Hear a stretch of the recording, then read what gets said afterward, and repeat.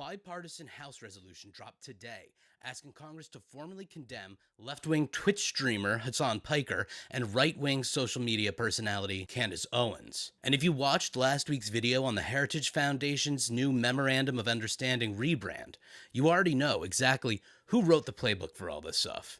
Last week we talked about how Heritage is trying to hide the money being sent to Israel. This week they're hiding the microphone of some of Israel's biggest critics. And this has all been planned out because the document underneath this resolution is the 2024 Heritage Foundation paper called Project Esther, and it classifies the entire pro-Palestinian movement, students, faculty, online creators, and donors who gave $10 to a campus organization as a, quote, Hamas support network. All capitalized there in the print.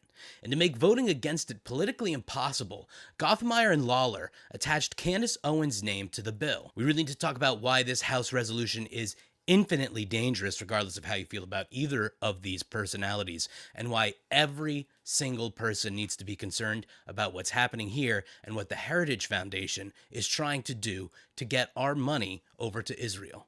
Here's what's in the actual resolution against Hasan Piker and Candace Owens. The text condemns, quote, anti-Semitic, hate-filled rhetoric and content disseminated by prominent online personalities. It names Hasan Piker and says he, quote, has often used anti-Semitic rhetoric, including expressing support for Hamas. And to sweeten the pot on silencing a leftist voice, it of course names Candace Owens, who is the Republican sacrificial lamb, to make the resolution bipartisan. Now here's where the really dangerous part comes in, because it is urging social media platforms and public leaders to, quote, denounce and address such conduct. That essentially means that this non-binding piece of paper could give Twitch, YouTube, Meta, and TikTok federal political cover to deplatform a list of individuals who are getting in the way of Israel's money. Think of it as a regulatory wink-wink directed at the platforms about who needs to be removed from public conversation. Now, non-binding resolutions don't ban anything on their own, but what they do is move the Overton window of who is allowed to have a microphone. And once you understand that, the Owens pairing really makes sense here, because they essentially see Owens and Piker as being on the opposite ends of extremes, and they want to shrink that window down and keep it further to the right like it's always been. Let's first talk about Candace Owens, because her name is the only reason this resolution even comes across as bipartisan. Now, I'm pretty sure it goes without saying, Candace Owens is anti-Semitic if ever somebody could be labeled that. I mean, look at her getting down with this fucking Talmud shit over here. Has Candace Owens flirted with Holocaust denial? Of course. But none of that previous stuff even got her fired from the Daily Wire, owned by Ben Shapiro, by the way. She wasn't fired until March of 2024, and that was over her Israel commentary specifically. But she commands a real audience, somewhere near 6 million subscribers on YouTube, and those viewers are America First isolationists and post-Liberty University podcast people. They don't show up at a primary in New York 17th to defend her, which means including her costs the people who wrote this bill nothing. The GOP establishment spent 2 years excommunicating her over this exact issue, so they're more than happy to throw her on this bill. This means Candace is basically the Republican sacrifice for bipartisanship. So I really don't see Republicans lining up to defend Owens with this bill or anything. This is an easy yes for them. Now, the bigger issue here is that for the Democrats, Owens' name on this thing costs them a lot. I mean, if they want to defend Hasan Piker, they basically have to vote no on a resolution with Candace Owens' name on it. And that could be used in all sorts of attack ads. It may hurt their chances of running in the eyes of more liberal voters.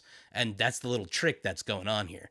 Owens being on this thing makes voting no pretty tough, unless Democrats come out and publicly talk about the new Memorandum of Understanding that Heritage is trying to pass, but we'll get into that later. The concerning thing here is that non-binding resolutions with anti-Semitism in the headline and bipartisan sponsors pass a lot. I mean, but pass or fail, that's besides the point, and Heritage knows it. Worst case scenario, if it does pass, it's going to set a precedent for future bills. If you talk about the wrong person, you're going to get silenced. One of the biggest problems is AIPAC money behind the people who will have to approve or deny this resolution. There are still tons of Democrats who are aligned with AIPAC and have commitments to them. Now, to get a little more background on all of this, let's look at Project Esther. In October 7th of 2024, On the 1 year mark of October 7th, the Heritage Foundation, and remember these are the same guys behind Project 2025 and the MOU rebrand that we talked about last week, published a document 2 years ago titled Project Esther, a national strategy to combat anti-Semitism. What's inside this paper should make anybody who reads it very wary, because Heritage says America is facing a Hamas support network. And inside this network, they include pro-Palestinian student groups, BDS organizers, progressive faculty, online influencers, and donors to any of the above. If you sent just $10 to a Student for Justice in Palestine fundraiser, the Heritage Foundation has classified you as logistical support for a foreign terrorist organization. So what does Project Esther actually want? It wants defunding of universities that allow Palestinian protests, deplatforming of named creators, and most importantly, material support for terrorism statutes to American political speech. This is the same legal framework prosecutors point at ISIS recruiters. Heritage wants to frame students at campus encampments as terrorists, same as they would have you see someone from ISIS. So when Gothameier and Lawler drop a resolution naming creators and pressuring platforms, framing criticism of Israel as Hamas support, the question worth asking is whether any of this is coming from them, or does the influence of AIPAC money have these people beholden to what Project Esther is outlining? Probably the latter, and I'll tell you why I think that. If you look at my video last week on Heritage Foundation's plan to solve Israel's money problem, the whole thing revolved around this. Americans finally figured out that the US ships Israel $3.8 billion a year, and they were organizing against it.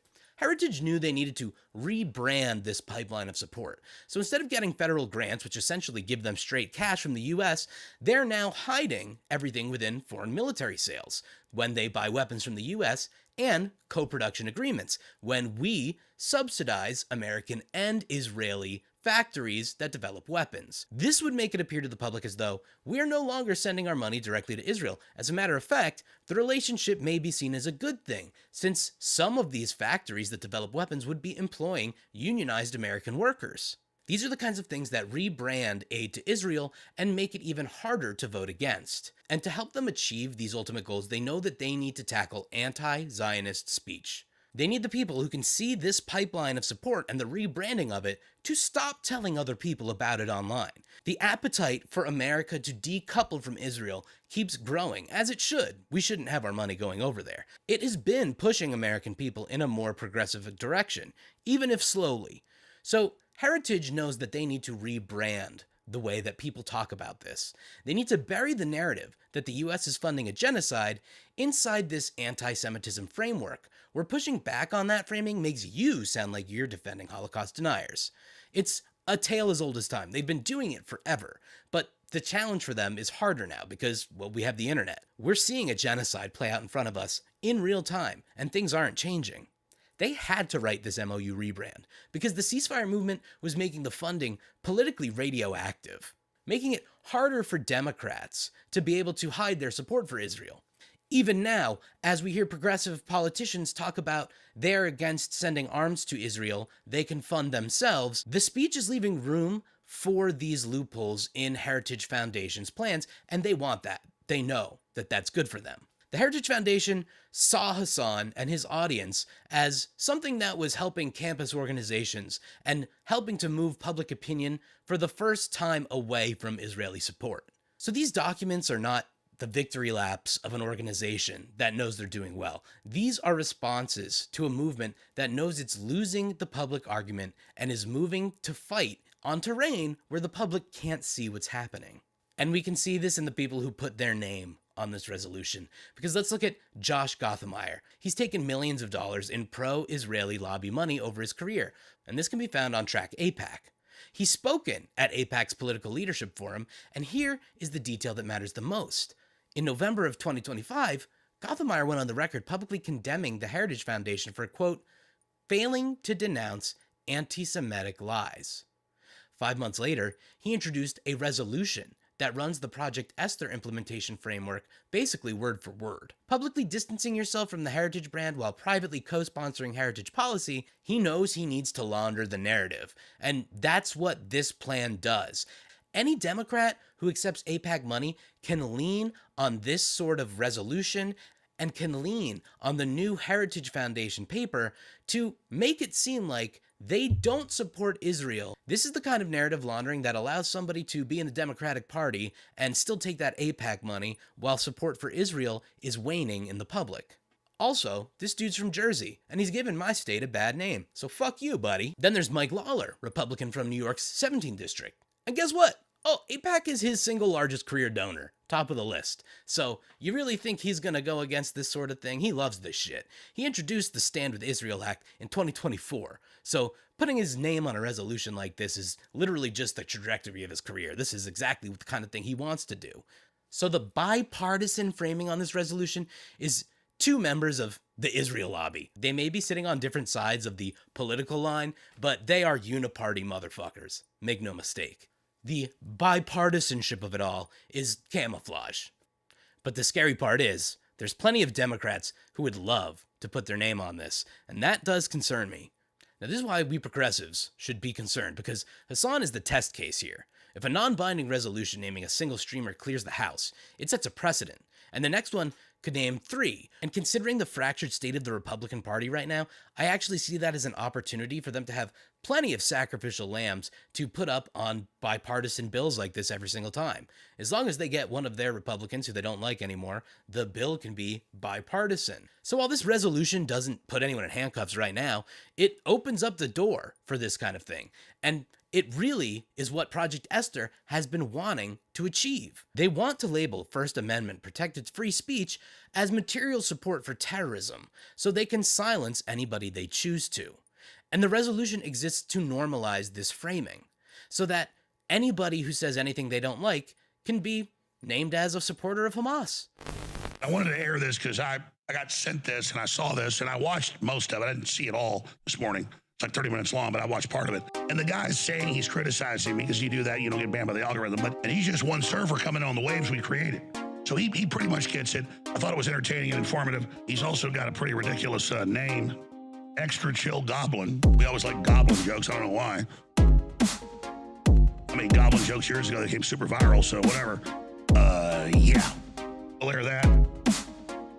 So here's Extra Chill Goblin, then Harrison Smith takes over. Here it is. Extra Chill Goblin. He pretty much gets it. Dirty. He's also got a pretty ridiculous name. Extra Chill Goblin Vomit, Slop, and Blood. I thought it was entertaining and informative. He's got a goblin guide charging into a goblin's nest. I don't want to see him kissing goblins. I just don't want to catch him in bed with a goblin. Literal empire belly goblins are hobbling around coming after us. Extra chill goblin. Yo, it's time for the Extra Chill Goblin Sunday stream. That's what I say. That's how I always start. No, it's not, but whatever. Hey, gang. What's going on, everybody? Shout out everybody in chat. Shout out to Mark Darkling. Man, this is so catchy. Man, we got the 007 squad over here. Big Jerry and Saki YS. I salute you, man made of letters and number. Hype, everybody. Infowars is making the gays frogs. Alex tried to warn us yesterday. I saw 2 male koalas in a gum tree holding hands. Oh, shit. Australian Alex Jones. They're turning the frickin' koalas gay. I don't want them putting chemicals in the eucalyptus leaves. That's a challenge. That's a challenge of a voice to do. I don't want them putting chemicals in the water. No, I'm going like Cockney. Water? Turning the freaking koala bears gay. All right, that's about as good as I'm going to go there. And also shout out to Who we got over here? We got Hellion.Vision. Hellion.Vision. I didn't know about this channel. I just found this video, but I thought it was good. But it looks like they do a lot of stuff. So shout out to them. Let me throw their link in the chat here one more time. Yeah, very good analysis. I thought, at least what I was able to see of it. You can see I got my my automatic alerts here, Heritage Foundations, orange for Opus Dei, and then we got these kind of like Israel lobby guys. I don't know. Honestly, like the little extension I have where I have like various lists of like people to be suspicious of. I don't know even how useful it is, but I just think it's cool. I can like scan an article and be like, oh really? Like, I can tell like, oh shit, okay, we got some Peter Thiel connected guys in this one. Oh. I think I need more people on my Opus Dei list because this one doesn't get highlighted that often. But Heritage Foundation is absolutely controlled by Opus Dei, if you ask me. Anyway, yeah, go check them out. Hellion.Vision, by all appearances, a great channel. And uploading on the daily, looks like, too. That's great. Satanic Temple protects kids. Cool. All right. Oh, wow. Mike Lindell's political delusions just hit peak insanity. That's hard. I'm not saying I don't believe it, but it's just hard to even picture that. Lying about ending military aid to Israel. Anyway. Yeah, seems cool. Hellion.Vision. Satire. Okay, cool. Gaming. Hey, for you guys that are gamers out there, go for it. But yeah, I thought it was important. A bipartisan important to stand up for the most oppressed class of people, political influencers, and how we need to stop Congress from attacking them. I mean, I joke, but seriously, I should do an Opus Dei stream. I totally should, because I like make reference to them a lot, but I feel like I've never really sat down and been like, okay, let me blow your mind. Began in fascist Spain, a BDSM cult emerged within the Catholic Church. They took over all the banks in Spain. Then they became a human trafficking network worldwide, where they would get third world women mostly to become slaves and like workers for them in their a male-only kind of learn how to be a Opus Dei priest sections all over the world. They infiltrated all the world's governments. They run the Heritage Foundation. They control the Supreme Court. Everything all around you that you're like, wow, Catholics have gotten really intense lately, can probably get led back to Opus Dei. Anyway, I know. Wait, press the blue arrow? Wait, what's that mean? Oh, yeah, what is that? What is that? Wait. You guys see? Can you guys see that? It's like, is it blocking the chat a little bit? Wait, I don't even know how to. What even is that?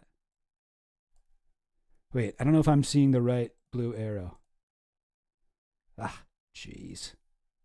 Jeez. Hang on. No, I want to figure out what that means.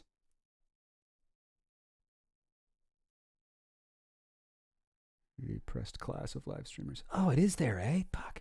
How do I do? Okay, well, I'm pressing it, but like, why? What is it even part of? Okay, it is part of this. What the hell?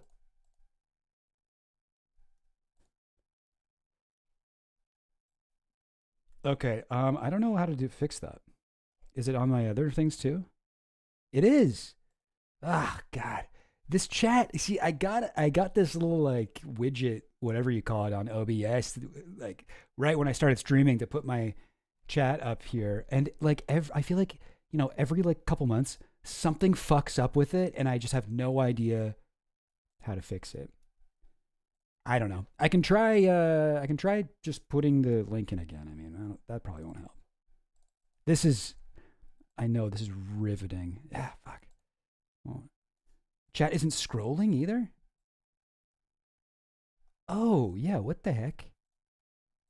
What? Oh, God. Bottom of the chat. Yeah, so, I don't know. This is so annoying. Listen, I honestly would love to solve this problem, but let me try this. Okay, there you go. Maybe that helped. That seems to have worked. I just refreshed it. Listen, did I mention that I'm a hacker? I know I hacked my way into the mainframe and right-click refresh. All right. So, gang, listen, I'm gonna make sure that doesn't happen again. We got the blue arrow pressed. Thank you for your service, letting me know that was happening over there, scum. I got a couple things to go over today. I got some good stuff. Oh, we got a great show for you. Got a great show. And let me know, by the way, guys, if there's anything that like you guys want me to. Oh wait, do I got double audio too? No, surely not. Did I before? Checking. Check. I mean, I feel like I'm okay now, right? I ain't got double audio anymore, do I? Whatever. Let me know. Keep me in the loop, guys. Help me out here. Finally made it to the stream. Escobasin Gracia 962. Welcome. I've been waiting. I've been waiting for this one. W. All right, gang. We're good. Audio's all checked out. Everybody's good. Please don't play games with my heart and tell me that something's wrong and then make me run all over the place trying to solve it. But do that if there really is something wrong. But if there's not, I get very confused. It's okay. You know what? I don't even want to discourage that. I think a few healthy pranks are good. And I think you should be suspicious of me as a guy on the internet telling you things. And you know what? If you want to kind of throw it in my face a little bit, I sort of do approve of that. But I hope that you don't. It would upset me. Okay, what am I even talking about? Gang, let's talk about Epstein's Island. And more specifically, let's talk about a specific spot on Epstein's Island called, well, I mean, we don't really have a name for it, but people have been calling it the Temple. That's usually what I've seen people refer to it as, the Temple on Epstein's Island. I've seen this thing, you know, we've known about this thing like forever. If you've been following, you know, the Epstein saga for the past, like, you know, decade or so, almost, you probably know you've probably seen this thing before. I mean, come on, we've all seen, this might be the most iconic Epstein-related thing, right? The Temple. But we didn't really know much about it. We didn't have any confirmed information about it for a long ass time. But now we kind of got, we got some stuff. So I want to kind of take you guys on a little journey because like you, I'm just like assuming that you're like this too. But I mean, probably a lot of you, I should say, like me, have been really curious about this fucking thing forever. Like, look at this. It's so crazy. It's got a gold dome on the top. The gold dome got ripped off, I think, in 2017. There's like a Hurricane Melissa or something like that in the Virgin Islands. So it doesn't have the gold dome on it anymore. In fact, nowadays, if you go, the entire building is painted white and it has no dome. So it doesn't have nearly as much personality as it did back here. But so for a long time, people have been like looking at this thing and going like, what the hell is that? And yes, that's right. Yes, good point, Mark. Constructed long after he bought the island, I think 2012. I think that's true. Yeah, I think that's right. And I have that information here. We'll get into that in a second. But I want to take you guys on a little journey. So the first time that let's see. What do I want to go over first? Oh yeah, maybe we'll do here. Let me swap over to my Google Chrome here, and yeah. So this was from, and we've talked about this before on stream, but this is from Rusty Shackelford. Was a YouTube account that used to fly his drone over Epstein's Island and record video, and he was doing this. This is from July 2019. So this is from, it would be 13th of July 2019, and Epstein had just been arrested. Epstein was still alive, I think, at this point, right? Epstein didn't die till August, right? August of 2013. Why do I always forget this date? Epstein death so-called death, if you believe he's dead. August 10th, yeah. So this one was uploaded like while Epstein, like right as Epstein went to jail. And this was like the first thing that I saw that was kind of like giving you a little look at the island. I mean, I'd seen the island. Sorry. No, I don't even. Okay, let me refresh. I don't even mean the island. I mean, it's the temple in particular. Because, and I'm going to skip ahead here to maybe towards the end. Oh, okay. Error. Okay, listen. We love the Internet Archive, folks. We really love it. We love it so much. There's no problem with my internet connection, though. Internet Archive. I don't need you to archive weird network connectivity problems. That isn't what we need to document. Ugh, this is the worst. So I gotta watch the whole thing in order? I swear beforehand I was flipping around this whole video. Something weird's happening here. It's annoying that I can actually scroll through it like this, but I can't just click ahead. Oh, is it gonna work now? Yeah, here we go. Okay. All right, I push my luck with this too much. Boom. So-called death. Yeah, that's the conspiracy. As though death is real. Death. There's no such thing as death. There's just a return to the darkness that surrounds this dimly lit area we call life. That's the truth that the mainstream media won't let you know about. So here's the roof. Okay, you can see there's no gold dome on this. Like I said, it blew off in a windstorm. And we got the guy. Can you imagine how excited he was here? Like already so much speculation. What the fuck was in the temple? And he's just like got his drone remote control moving it down. Okay, we're getting a look inside. Whoa, okay. Looks like some what do you call those things? You see these now that's not a shelf, right? That's like scaffolding or something. Or maybe it's an ugly ass shelf. But why would you put an ugly ass shelf like that in like a building that's supposed to look cool, right? Looking in, it's hard to see stuff. Okay. Yeah. We got some, there's a bucket, it looks like over there. Looks like some like kind of construction materials and stuff. I don't know. Okay. Not much. But that was something. That was the first time I remember just like leaning, like I was getting excited watching this first time. I was like, what's in there? And, didn't really get that much. I should also mention that the doors on it, like a lot of people got really kind of scared of the doors on the thing, because if you look at the here, hang on. Can I show you guys on this one? No, maybe at this one. Yeah. If you look at the door here, it has like a bolt on the top of it. Yeah, it is kind of hard to see, but excuse me, there's a door, that brown door, it's like it locks from the outside. It's like a latch. And that was conversation online for like a lot. The door locks from the outside. What happened in there? But that door is in fact not a real door. It is just a painted on door. It's a painting. You're making a classic Wile E. Coyote mistake here, thinking that the brown door is real. That is a cartoon door. It ain't the thing. Yes, that's right. Oh, yeah, Mark, exactly. Yes, there's some, yeah. I still see people say this sometimes. So it seeped into the collective unconscious at some point and was like, oh, yeah, oh, okay, yeah. Well, we all know that the door is on the temple locked from the outside. No, that's not a door. Now, what else did we learn about it? Early on, we also learned. Here's a better look, I guess, at the door there. You can see there's that sort of bolts. Not a door again. It's a painting on a wall.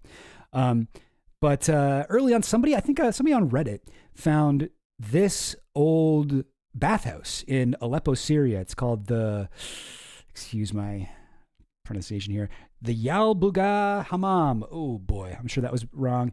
But it's a bathhouse. It's in Aleppo, and it dates back to 1491, and it looks exactly like it's it's really like this was a really kind of big moment in researching this temple, because we were like, oh shit, yeah, like this is definitely, it must be what it's based on, right? It must be. So that's something. I mean, okay, Epstein found a thing. It's close. He found this and he wanted to sort of recreate it. That's interesting. It's not a mosque. It's or like any kind of a temple, right? I mean, maybe it is. I don't really know what bathhouse culture is like in what's it called? Syria. Are there like combo bathhouse mosques? I mean, maybe, but I don't think so. I don't think this is like a religious building.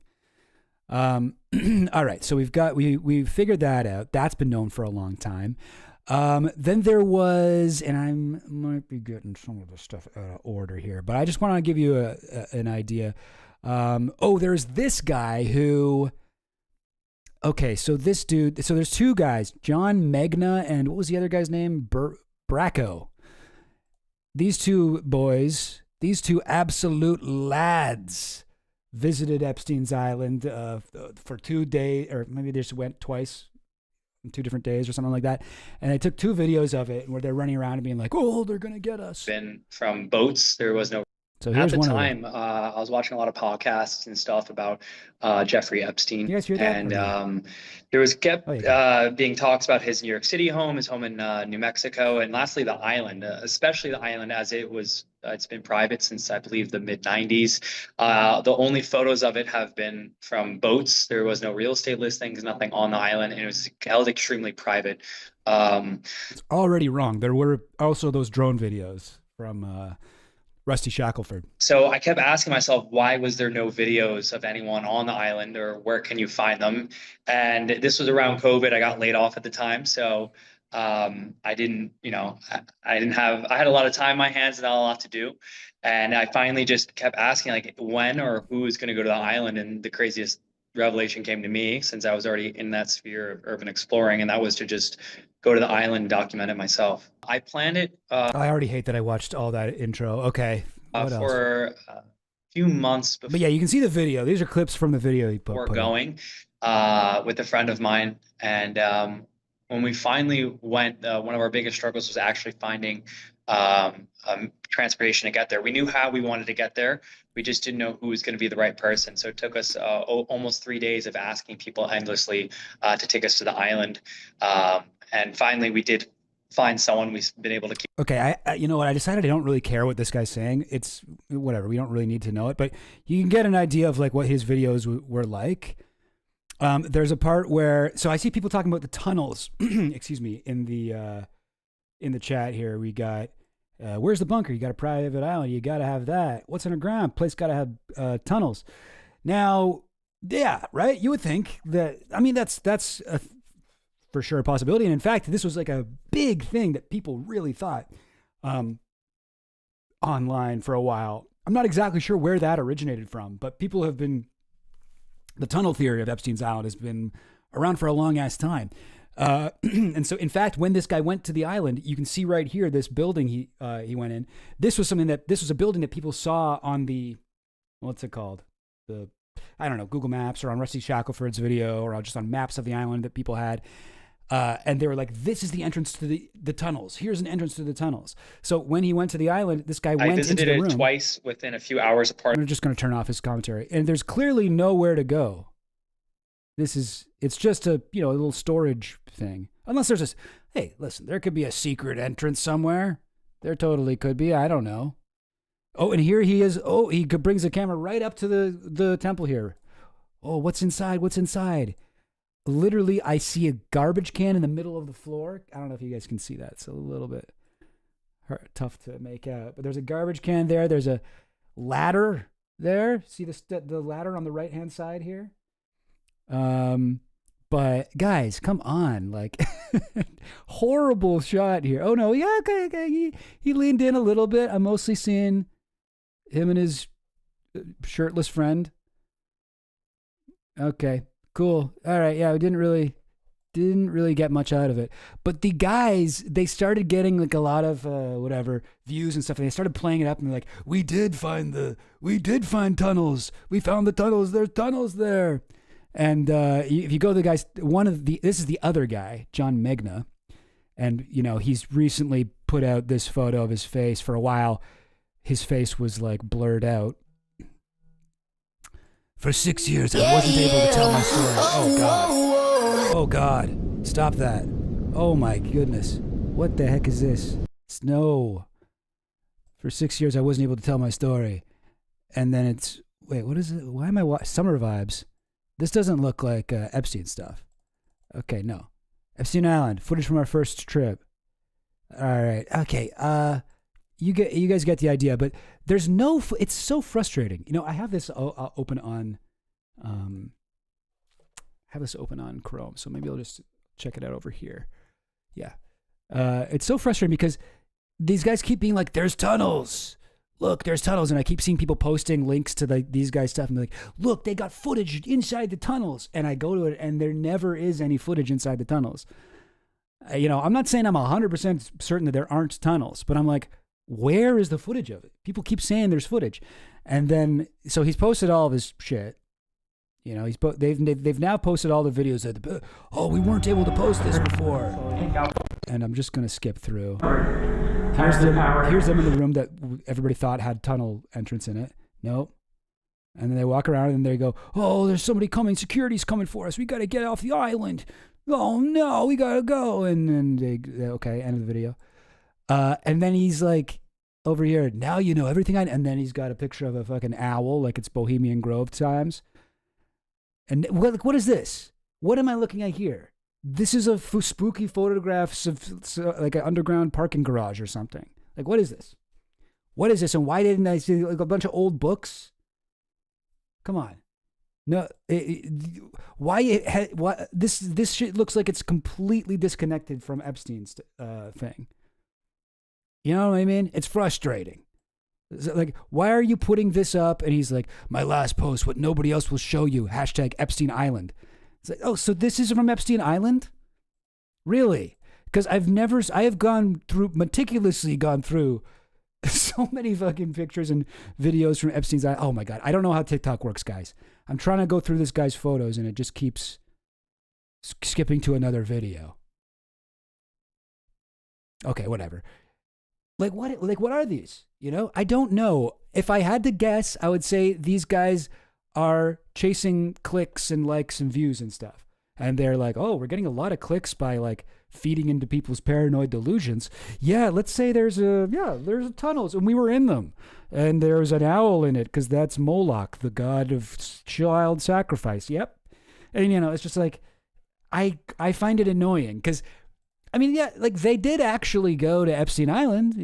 I wouldn't say that they got anything useful from it as far as I can see. There's not a lot of I guess we found out that there was a garbage can in the middle of the temple room. So that was new information maybe.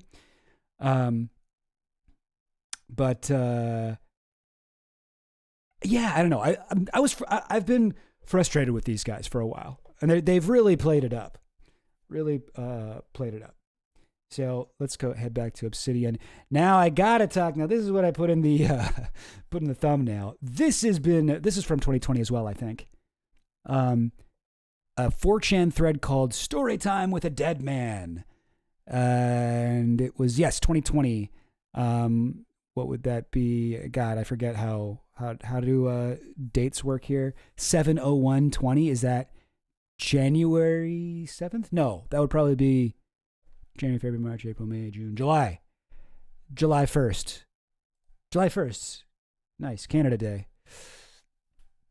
Excuse me. Story time with a dead man. And then the guy's like, he posted it on X. I always thought he posted it on Poll, the politically incorrect like Nazi board on 4chan. But he posted it actually on X, which is the paranormal board on 4chan. This is where people talk about how they, commune with the dead and I don't know. Also are kind of Nazis there too, but I don't know. A lot of H.P. Lovecraft stuff, whatever. But this is why maybe this is why I always have such a hard time finding this because I'm looking for it on poll. But no, it's not on poll. It's on X. But here we go. I got the screenshots of the whole thread here, where he's like, I'm going to unalive myself tomorrow, X. I'm sending 3 packets of copied information to the media, 1 to CNN, 1 to MSNBC, 1 to Fox News. You'll have to see which one tells the truth about the information they receive and which doesn't. I trust 4chan to do this because of our history of releasing legit info in the face of mass media cover-up. Dude. Seriously? That is not... 4chan does not do that shit, man. 4chan is not in the habit of releasing legit info in the face of a mass media cover-up. But that is the story they tell themselves. So, maybe he legitimately believed it. But this guy claimed to have been I guess this is like impossible for you guys to read this, eh? Fuck. These screenshots are so small, like the text. I mean, yeah, it's a little bit annoying. Can I make it bigger? I mean, I can make it bigger, but then I'll just have to kind of zoom in and out and stuff. Hang on. There's really only one section of it we need to read, but the idea is he's giving all this information about he was a driver for Jeffrey Epstein. He did this for Jeffrey Epstein. He did that and then he's like, I also worked for this person and that person who was also a pedophile. One of the people he claims to have been a driver for is the singer Rihanna. And he's like, she loves underage girls, Rihanna. For some reason, I never hear people really talk about that part of it. Like that part of it is very strange. But people do often bring up the shit about Epstein. And particularly, I want to read the part about when he was on, Little St. James. So, he goes, he's Epstein's driver. And he goes, I was flown to his now infamous island to be one of the regular staff. Essentially, I lived on the island for free while getting paid to maintain the grounds and keep the buildings up. As Epstein couldn't afford to hire, people who knew how to do that. He's got a driver. He's like, you want to be my landscaper? Like, okay, all right, okay, if you say so. So that wouldn't be the weirdest thing that Epstein did. When Epstein was there, he'd bring his own entertainment, so I didn't even have to do that. I thought, this sounds like a fucking fantastic deal. Island paradise, great wages, not much real work. Count me in. Out of all my sins, I believe sloth is the most damaging one I indulge in. I always look for the easy dollar, and that's why I am prey for people like this. Now, first of all, this island is like paradise on earth. It's always a comfortable temperature. The rains are breathtakingly beautiful, and the architecture and decor of the houses are exquisite. Really? I wouldn't say that, but okay. Yes, the bathhouse is really creepy. So he calls it a bathhouse. The fake doors are there to confuse flyby surveillance, if anyone was wondering. He says the fake doors, meaning the painted-on doors. They're there to confuse flyby surveillance? You mean like the drones? Like Rusty Shacklever's thing? The other regular staff were hard to get along with. They were all creeps, and I mean capital C fucking creeps. Made me wonder about myself, honestly, that I'm put here with them. They all joked about getting Mr. Epstein's leftovers, and the talk was constantly about when Mr. Epstein was going to visit the island again, when he would bring important people, world leaders, CEOs, etc. I and most of the staff were kept totally out of sight, S-I-T-E, sight. Also, how Epstein spelled sight. We weren't allowed to work in an area unless we knew it was empty. Only his most trusted employees could actually be in the building with him and high-powered friends. Anyway, okay, so he's saying a lot of shit here that became like essentially canon, it became like a lot of the stuff that you like. The staff were not allowed to make eye contact. They're not allowed to talk to Epstein. They're not allowed to do anything. This became like really, really big. So anyway, whatever. I'm going to skip ahead here. Epstein began to explain hedonism to me and asked me if I understood. Of course I said. Who doesn't like fun? Lots of people. He said, lots of people. Then he let me go about my duties. Okay. I fucked up really bad one evening and entered one of the maintenance sheds to return some tools I'd been using and saw the sweaty pale back of a large man, hunched over and thrusting. He had a tattoo of Richard Nixon on his back, and he was wearing a bull's head mask. He was fucking one of the regular staff members' mouth. He turns to me. I'm just standing in shock and says quite angrily, "Do you mind?" And I slam the door shut. As I'm closing the door, I get a glimpse of my coworker's face and he is crying. I Googled Nixon back tattoo later and realized that man was Roger Stone, who I'd never even heard of up to that point. I knew I was in deep shit. Yeah, so Roger Stone does have a Richard Nixon back tattoo. That's true. But I mean, that's like very, very common knowledge. And this is I constantly, people do think Roger Stone was on the Epstein Island and was like whatever, taking part in the activities with Epstein. Absolutely zero evidence that ever happened. But yeah, I don't know. I would say this is very this is not a credible story.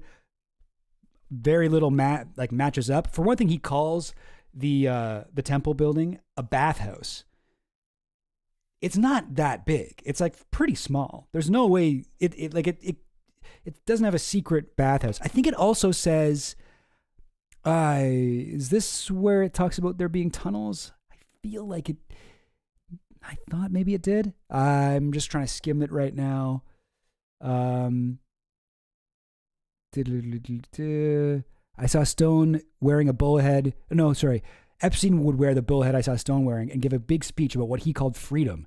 He would say this island is the only free place in the world where everyone can do whatever they want. Bullshit. Not your employees, not the children you bring here. Total bullshit. Everyone would cheer. And they'd get up and do a sort of conga line with tiki torches and go into the bathhouse. There's a trap. Here it is. There is a trap door on the floor that has not been reported in any of the investigation photos that I've seen, which led to what they call the chamber, and it is essentially a bondage dungeon. I don't know what happened in there, and I never want to know. I stayed as far away. How do you, well, you know it, you're saying it's a bondage dungeon? I feel like you do know what went on in there, bro. Right? It seems like you know. Anyway, I'm not going to go into detail on this. I sort of consider it a waste of time. But so, as you can see, there's been like a lot of just like rampant speculation about this stuff, Did Jeffrey Epstein worship Demon Moloch? Demon Moloch is, of course, an owl, unless you would prefer that it is a bull, in which case it is a bull. I think whatever, like researchers of gods of whatever, ancient Israel, I think that Moloch was a bull, right? I think that was true. So, okay, this isn't Bohemian Grove shit, but anyway, people get a little tinfoil hat with it here. I've always believed it's a bathhouse. How big is a bathhouse where two people need to be? That's a good point. Yeah, all right, could be a thing. Now this, when was this? 4 years ago. This is a Reddit thread, and I always have a hard time finding this because I'm there's a few times I've tried to show this to people, and a guy made it, and clearly the guy who made this thread is not super familiar with Reddit.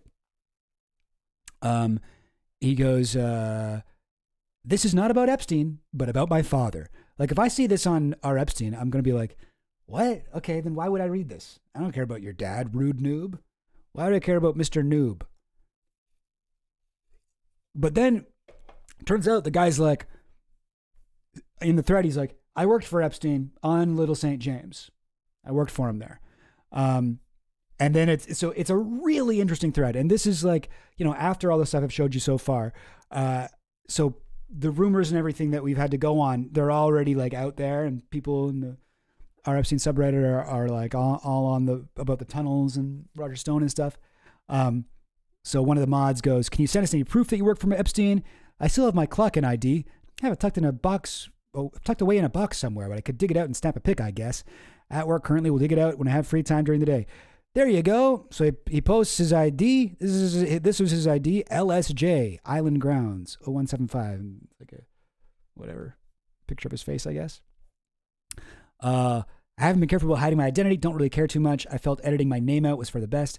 The ID is roughly 13 years old. Spent most of that time in my wallet, hence the wear. I removed it and tucked it away about a year ago, trying to preserve what ink was left on it. If for some reason you'd like to speak to me directly, excuse me. Anyway, he's like, yeah, get in touch if you want to ask any questions. And he posts, this is a photo that no one had ever seen before of the island.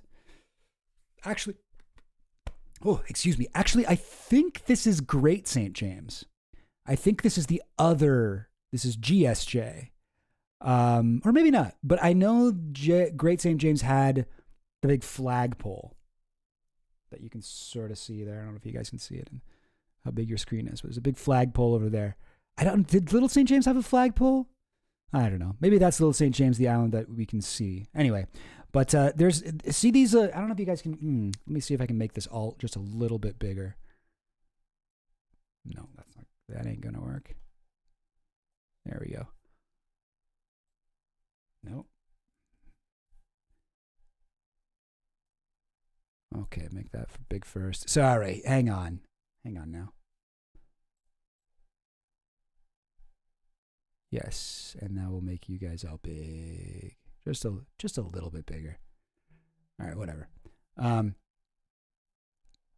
Yeah. So so you see these little there's like these graffiti on these whatever this is, big old giant garbage cans, and on this little wooden thing here, there's a little like icon there, and people were like, "What is that?" Because that icon is like people can see that on other things on Little St. James. People have like wondered what that was, and he goes, "That's my dad. That's a picture my brother drew of my dad." And he talks about okay, sorry. Here we go. I got to explain this. My father, brother, and I all used to live on St. Thomas, and were all employed by Epstein out on Little St. James. I could tell countless stories about that place and that weirdo, but I want to talk about my father. He was Epstein's concrete manufacturer on LSJ. My brother was a general laborer, and me a painter. My brother sent me that picture a few minutes ago saying it was 10 years ago today we ripped the silo down from the concrete plant. I really miss my dad. In his last few years, he became relatively close to Epstein in a work-related sense. When Epstein bought Big St. James, he made my father the foreman of the entire operation. I don't know. I'm definitely not getting across what I want. I just really miss my dad. I also have a lot of weird bits of info about my time out on LSJ. Anybody have any questions about the island? Feel free to ask.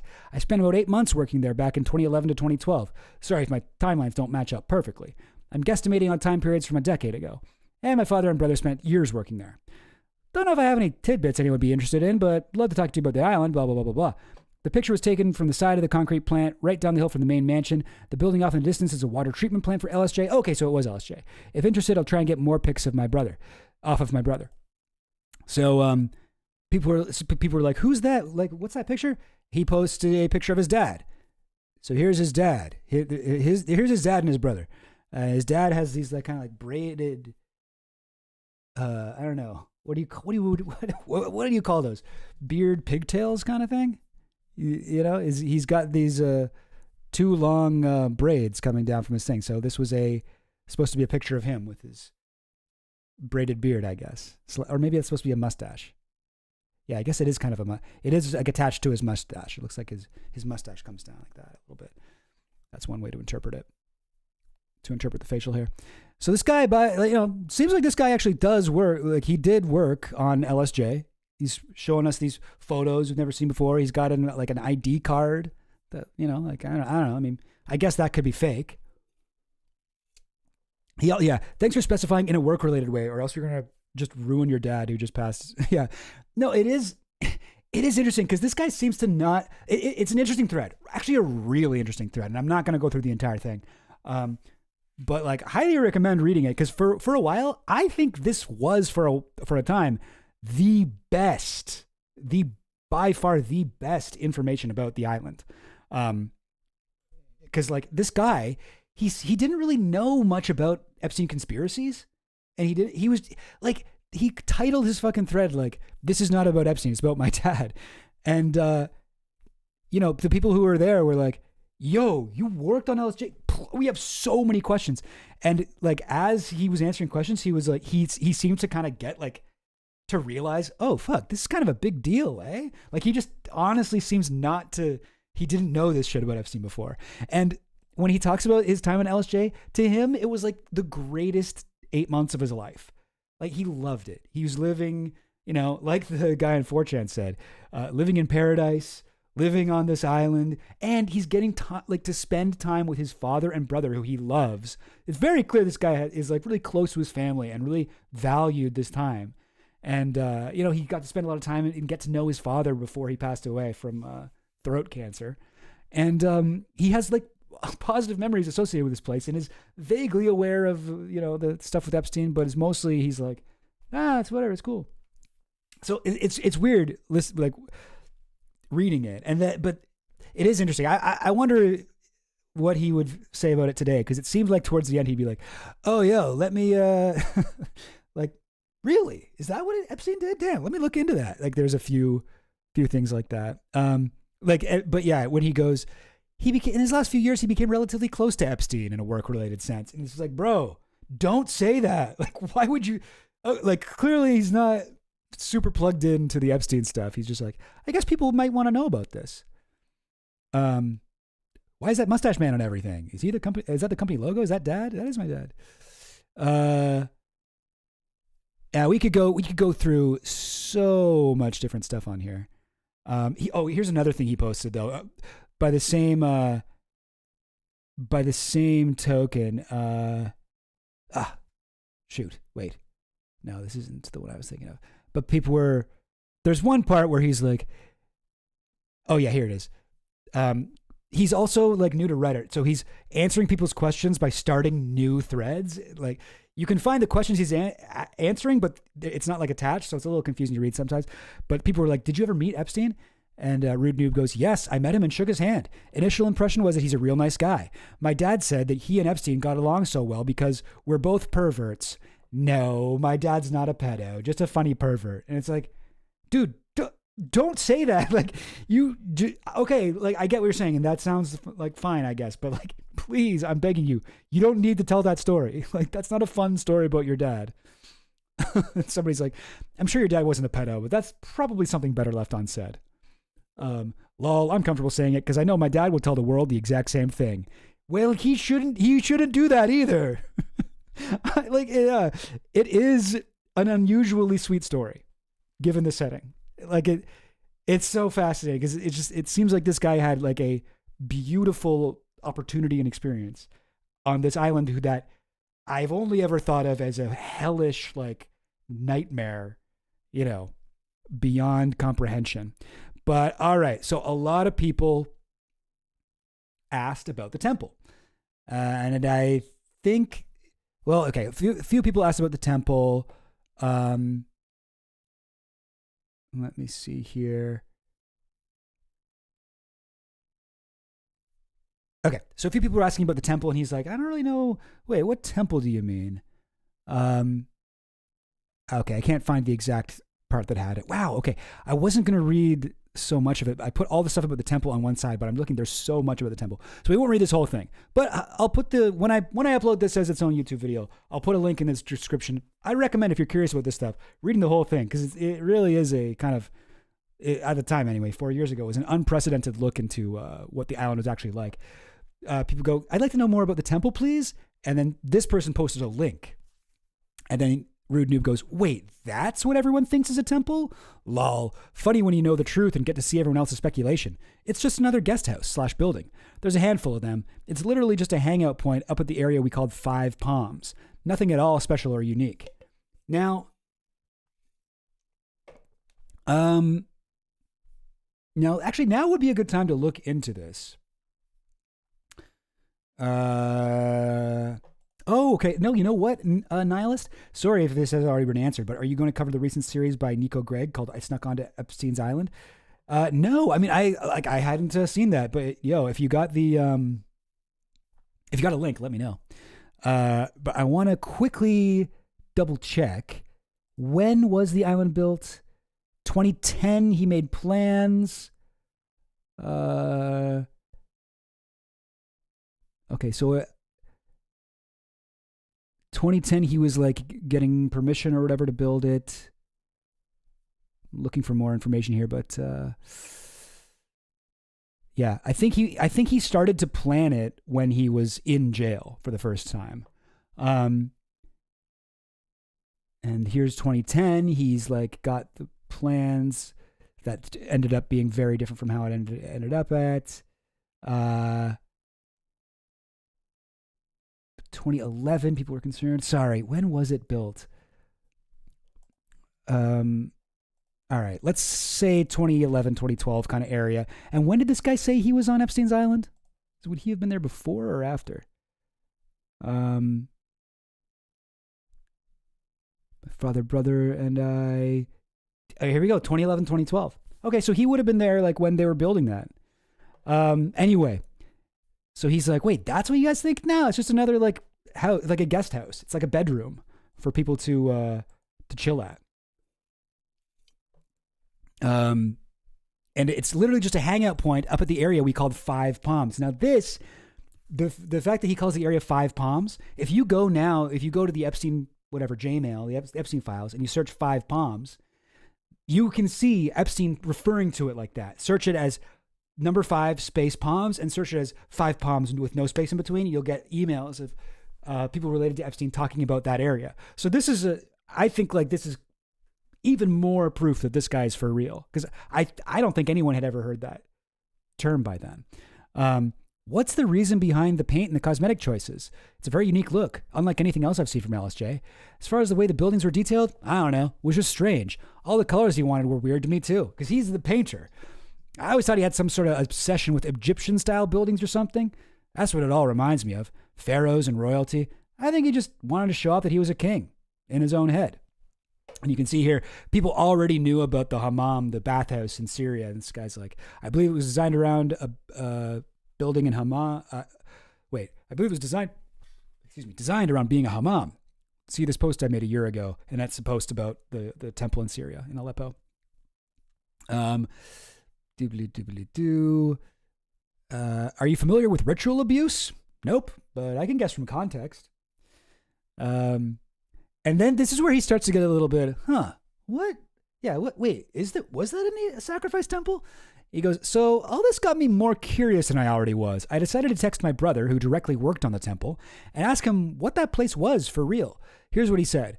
It was just an office. Some guy came from Italy and painted a mural on the ceiling. And there was some expensive piano in there. I asked if he had any pictures. No, but I had to set up, this is his brother talking, I guess. No, but I had to set up scaffolding for the dude, painter. It was like something Michelangelo or Leonardo did. Me and Dad dug a trench, put transformers, conduit, ran wires for electricity and fiber optics for internet. They fired the electrical contractor for that job. Dad and me did the whole thing. If he tells me anything else, I'll certainly update here. And then people are asking about the tunnels. Not that I was ever aware of. There's a huge cistern in the water treatment building, but other than that, I personally know of no tunnels. My dad was there for a long time, poured all the concrete for the island, so I'm sure he would have told me if he was aware of such a thing. And then somebody says, your dad probably had to sign an NDA if he ever saw or did any type of underground construction. And Rude Noob goes, I can't be certain, but I'm pretty sure he would have told me before he passed away if he did any such thing. I could be wrong, though. One day on the phone before he passed away, he told me Epstein is still alive. What? Not sure if that was speculation or if he knew something others don't.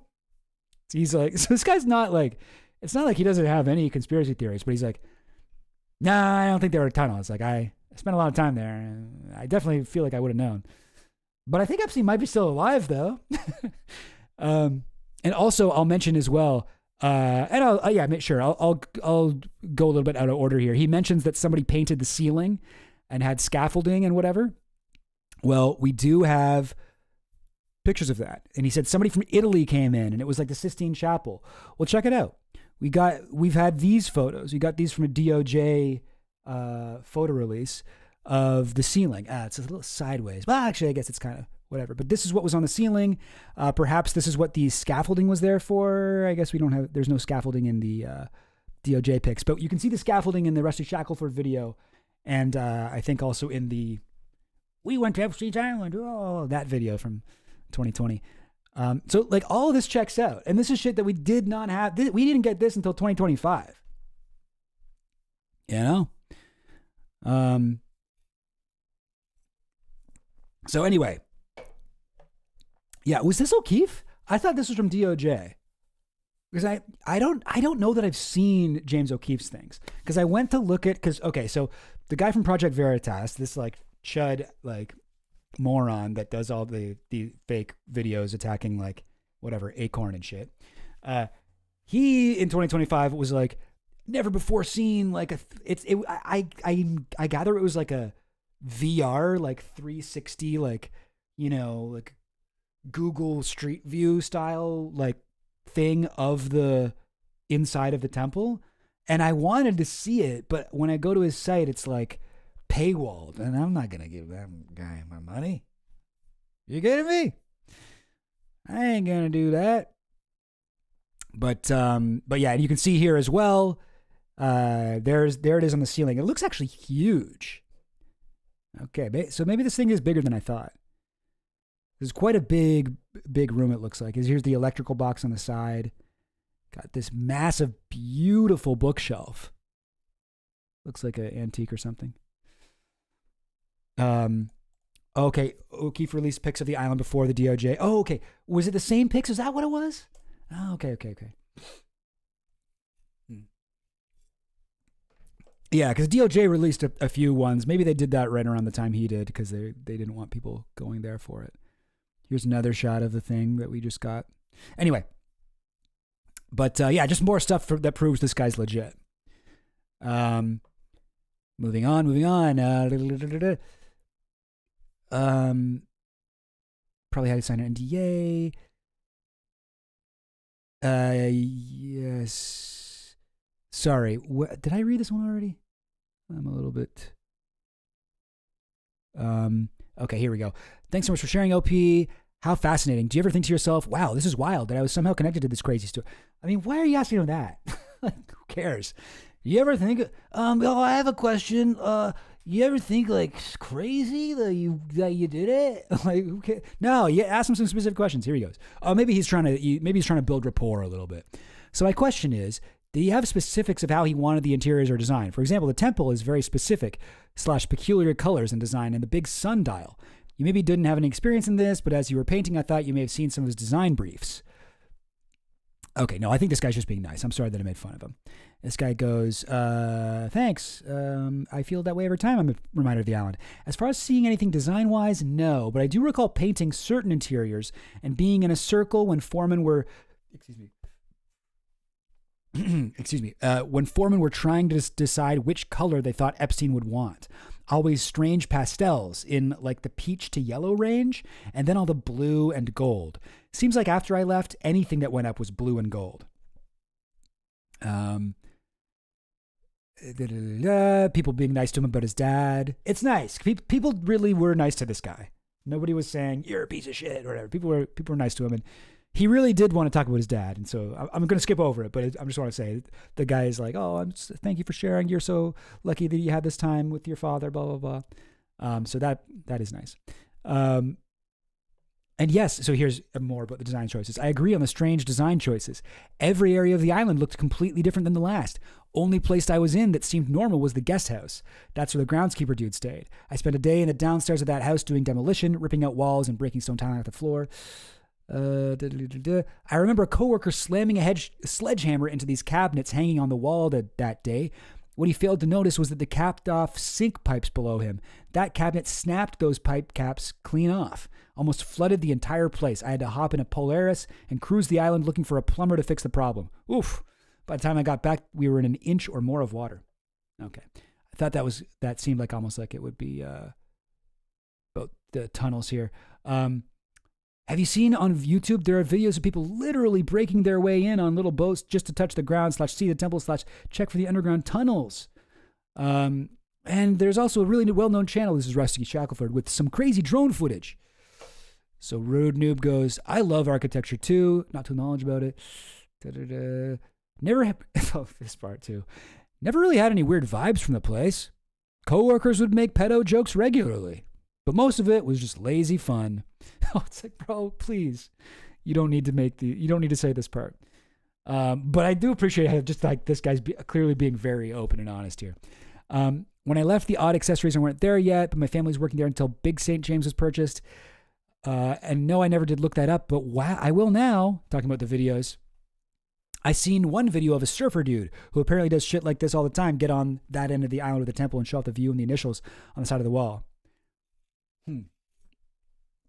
Anyway, people being nice. Okay, I guess I am going to read all of these. It is interesting though, right? And this has been out there for a while, but it's just gotten more and more confirmed with time. You know, certain things that he said. LSJ Construction. I don't know what the question was. It's been deleted, but he goes, hang on. Epstein didn't directly communicate with anyone except for the foreman. Some of them were great to work for, others terrible.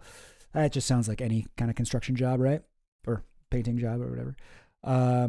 One constant was all the foremen being extremely stressed over deadlines and freaking out on a day Epstein would arrive. Yeah, that sounds like the experience of being Epstein's staff. As far as VIPs, not that I know, he had 2 girls he'd bring with him regularly, one brunette and one blonde, both early 20s, maybe late teens. I think the brunette was a model of some sort. Now, would that be Marchenko and Sarah Kellen? Kellen, I suppose, would be earlier than that, right? Could be Leslie Groff. If it was around 2010 with blonde. I think the brunette was a model of some sort. Anyway, I don't know. No cameras anywhere at all, he says. We weren't even supposed to pull your phone out while we were there, let alone him recording himself, lol. Interesting, though, that the staff was like, not allowed to have their phones out, right? Like, that is interesting. But I mean, I think there probably were cameras there somewhere, right? Always paid on time. No one ever had a problem with money. Did you paint the temple? No, I was back in PA when it was constructed. There's a pic of my dad and brother on top of it right when it was first built. I'll try to get it off of him. I painted the concrete plant, blah, blah, blah, blah, blah, blah, blah, blah. Okay. Okay, I guess that didn't really have much about that last one didn't have much about the temple, but I just thought this is all interesting. And he goes more into the tunnels stuff, and he's like, like people keep asking him about that. Yeah, it is a very interesting thread from a guy who seems like a chill dude, who doesn't quite grasp like the gravity of being connected to Jeffrey Epstein. Yeah. The tunnels flooded in the 90s. Manhattan's an island with subway tunnels. Sorry, I'm trying to see, because not saying I'm right and you're wrong. I'm saying money has a way of making the impossible possible. Oh, Shuliak. Yeah, Shuliak's brunette. Yeah. That makes sense. Actually. Yeah, for sure. Marchenko and Shuliak, you think? Yeah, I think you're right. I think you're right too. Because Shuliak was going there, and she had like her own like dentist room on the island too, right? I'm assuming. I think I've seen that photo before. Sorry, which one, Vin Von Voom? But sorry, Mr. E. I'm not sure what you're referring to, but you are totally welcome to disagree with me on any of this. I'm not I don't want people to be like, whatever. They're not allowed to hang out if they don't agree with me on stuff. I'd like to have a audience that's pilled in a variety of different ways. We all got our own little things that we believe that are a little bit nuts. I know I do. I got probably tons of crazy shit. But okay, here's another thing that we found out recently. See what I'm doing, guys? I'm building up, because there's been like a big revelation with Epstein stuff, right? With the temple. We found there's a New York Times article that I'm building up to. So I'm trying to give you guys, here's what, like, this is like how I have experienced this. It's, I guess, what I'm really trying to do. But then there's this article from 2019. Oh, okay, so this would have been before all this stuff. Should have got to this earlier. My bad. But this was Jeffrey Epstein's bizarre blue striped building on private island raised alarm. So get this. So drawings supplied by Epstein's architects to the U.S. Virgin Islands agency that oversees coastal development show that it was designed to be a haven for music, an octagonal 3,500 square foot pavilion housing a grand piano. But questions remain over whether it was built according to the plans that were submitted to the Department of Planning and Natural Resources. So this is the thing, right? You buy yourself a fucking island, okay? The libertarian dream, all right? You're like, no more oversight. Everything is good. We're all good. We're all whatever. We got it. We don't need to worry about these like restrictive government regulations anymore. We got an island. You would think, but no. Epstein, whatever, he owned the property, but he still had to make requests if he wanted to build something new on it to the Department of Planning and Natural Resources. I guess that's at the U.S. Virgin Islands. And so what he sent them was this. So this is the blueprint. So we have a couple of blueprints here. So first on the top here, you can see the original plan for this, right? So it's a lot wider. and it's much bigger. Like it's just all around bigger, but it still had I don't know, what does that mean, guys? Does anybody know shit about building? PTD plaster? Painted plaster, maybe? Painted plaster, but they wanted a dome on top of it, but it was going to be, and then check this out. This was this kind of looks like sick, actually. An octagon-shaped room, and so it was supposed to be like a music room. All right, it's supposed to be a music room. It's got a piano. You can see the grand piano there in the main area. Living room, 2 chairs, place like this for conversation, I guess. There's a foyer, there's a bathroom, storage room, and covered porch out here in the back. I guess this would be the entrance up at the top here. Oh, fuck. Is there... I got to figure out a way to get an app or something on OBS so I can show you guys my cursor. Because my cursor is totally working when I'm on Chrome. I can be like, look at this, look at that, look at this. But it's not working when I'm on fucking Obsidian. So that's a little bit annoying. That'll be something that I'll figure out later. But anyway, so you can see this is supposed to be a big thing, and it's supposed to be like designed for like jam sessions, basically. Epstein played piano. the grid warp's driving me nuts. Yeah. Yeah, this isn't like a digital picture or something. This is a photo of like a physical paper like blueprint. So yeah, it's like the paper's a little wrinkled, it looks like. That isn't like some kind of weird reality distortion, space-time continuum bend. But yeah, good question. But yeah, so this was what he had requested to build. And it was supposed to be, I think they called it a music pavilion, I believe. But it raised concerns. Why did it raise concerns? The drawings show a building with a 10-foot facade, stone interior, and multiple windows on the front. The structure that was erected has no windows or stone exterior on the front and appears to rise at least 30 feet. Oh, wait. Okay, so it's bigger? Oh, I thought it was smaller. One Department of Planning and Natural... Oh my God, why is it doing this? One Department of Planning and Natural Resources official acknowledged that there were differences. The major differences seems to be in the shape of the building itself. And the link you provided, the building looks rectangular. And in the drawings, it looked octagonal. But nobody followed up, and they just kind of let it go, it looks like. It's no surprise Epstein would have wanted a grand music room on his private island. Friends and former coworkers have described Epstein, a wealthy financier now accused of trafficking and sexually abusing young girls, as a talented pianist. Skeptical that he was really ever that good. I'm always like, this is something that I really should do an Alex Jones sort of like, I was right. Chill Goblin was right. I've always been right. You hear stuff on Chill Goblin, it's true. Because I've been saying from the start, from like years ago, I've been like, Epstein is not that smart. People are always talking about this guy as a genius. I do not think he was this financial genius. I think this was like part of his scam.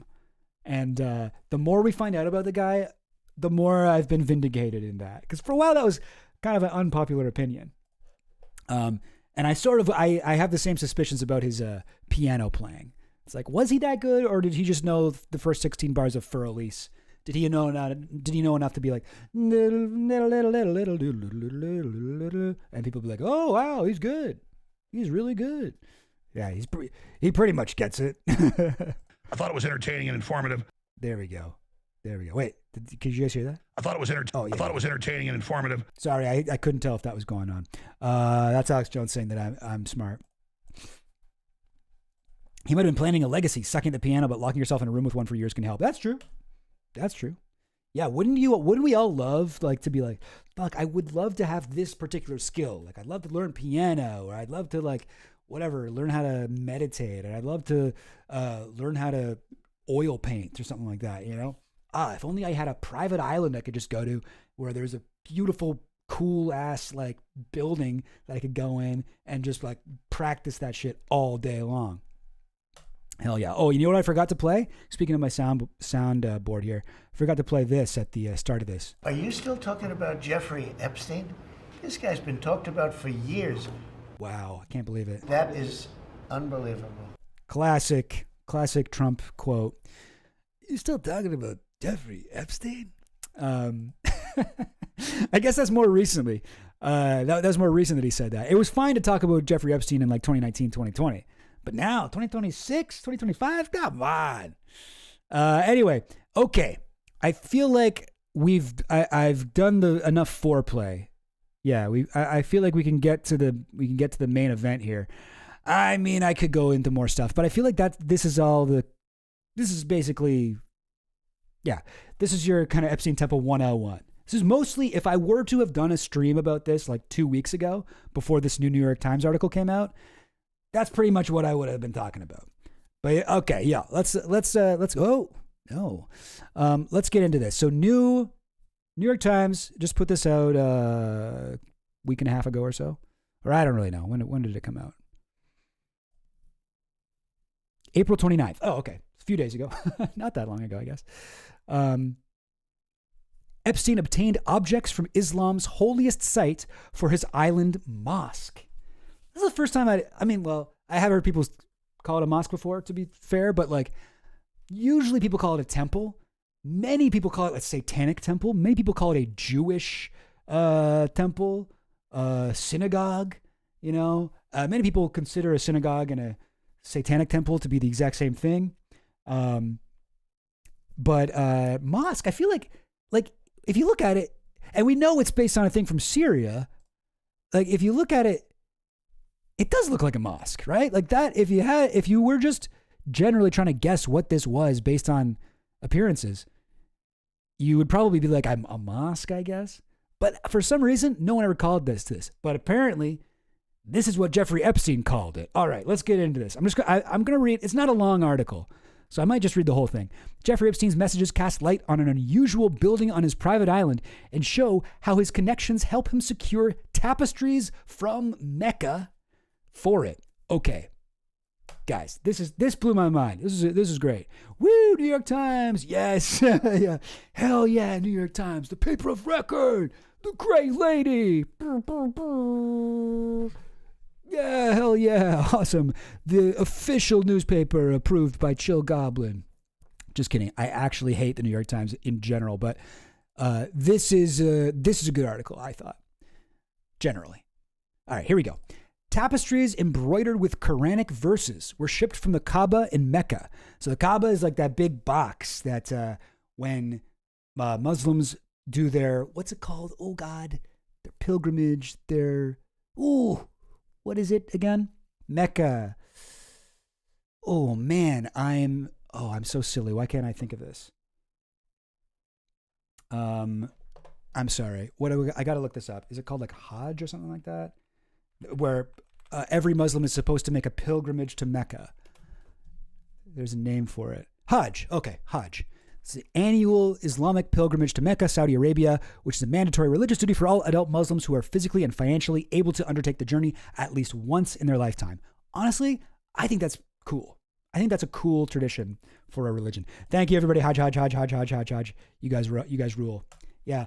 If you read the Quran, you'll know Muhammad started off in Mecca, and he was like trying to start his religion over there. And there's a lot of Jews and Christians in Mecca at the time. And the Kaaba was this big temple that had like a bunch of different gods in it, or whatever, had like shrines to like a bunch of different gods in it. And people were like, dude, you suck, man. Get out of here. You got a new religion? Nah, man, that's fucked. Get out of here. We don't like that. So if you read all the shit he wrote while he was in Mecca, it's like very nice to Jewish people and Christian people, and being like, and we can all get along, and there's nothing bad, and we're not going to do anything mean to you guys, and we're all friends. But when Muhammad moves to Medina, which is another city in Saudi Arabia, modern day, he was able to that's when he really popped off, just like Jesus. Nobody liked Jesus when he was in, where did he grow up? Nazareth? Bethlehem? Nobody likes in your hometown. This also happens with stand-up comedy. Wherever you start doing comedy, you will not get big in. You got to move to a different city, and then people see you, and you're like, oh, that guy's new. The place where you grew up, people are going to remember that you used to suck. You know what I mean? I think that's what happens with religious leaders too. But goes to Medina, builds this enormous like army of not army, but he builds like a lot of followers that creates an army, goes back to Mecca, attacks them, goes to the fucking Kaaba, rips down all of the other religious things and makes it like just a Muslim thing. And this is like happened while Muhammad was alive. And you got to give it up for, like, I mean, you read Jesus' life story, he was not very successful in his lifetime. Muhammad, that guy, everything kind of popped off. He really accomplished a lot. Really accomplished a lot in his life. He makes Jesus kind of look like a bit of an underachiever. But yeah, so it's interesting reading. Anyway, what am I even talking about? Sorry, I got ADHD. I find the history of religions very interesting, but I'm going to force myself not to go into this stuff. But yeah, so this was, so anyway, just to say, this is like the holiest site in Islam. Really, really holy site, the Kaaba. Tiles came from a mosque in Uzbekistan. A golden metal dome was made to replicate the architecture of ancient Syria. Jeffrey Epstein spent, okay, hang on now. I think I'd like to zoom in more on this. And if I can't, I'd like to, there we go. That's fine. Perfect. Jeffrey Epstein spent years making connections across the Middle East in pursuit of business deals with two intertwined hobbies: acquiring rare Islamic artifacts with which to, decorate an unusual building on his private island, and expanding his network of wealthy, powerful people. This is so underexplored. It's not unexplored, but like Epstein's connections to the Middle East and Saudi Arabia and MBS, like this was a huge part of his network. And like some of the richest people on earth are, these like Saudi countries and like UAE, like this is where you can get, like this is why OpenAI is looking for funding from them. Like they're the only people who can give you like $10 billion a year, So it makes sense that he would be going to meet these people and maybe either getting interested in their culture or just being like, I should make a mosque on my island for when I have my, Muslim buddies over. Through connections that extended into the royal court of Saudi Arabia, Mr. Epstein secured a meeting with Mohammed bin Salman, now the Saudi crown prince, and also obtained elaborate tapestries that once adorned the sacred spaces inside the Kaaba and covered its exterior walls. All right, well, okay, more on that in a second. Mr. Epstein's dual passions were encapsulated in a single photo from 2014. In it, he poses with Sultan Ahmad bin Sulayem, a prominent Emirati executive. This guy is not a sultan. His name is Sultan. That confused me for a while.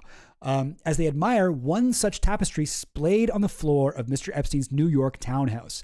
Like others in Mr. Epstein's orbit, Mr. bin Sulayem was ultimately brought down by his association. Earlier this year, he's forced to resign as the head of DP World, a Dubai ports company. So look at this. So here they are in New York. This is in his staircase room. This is the same room Bill Clinton was photographed in.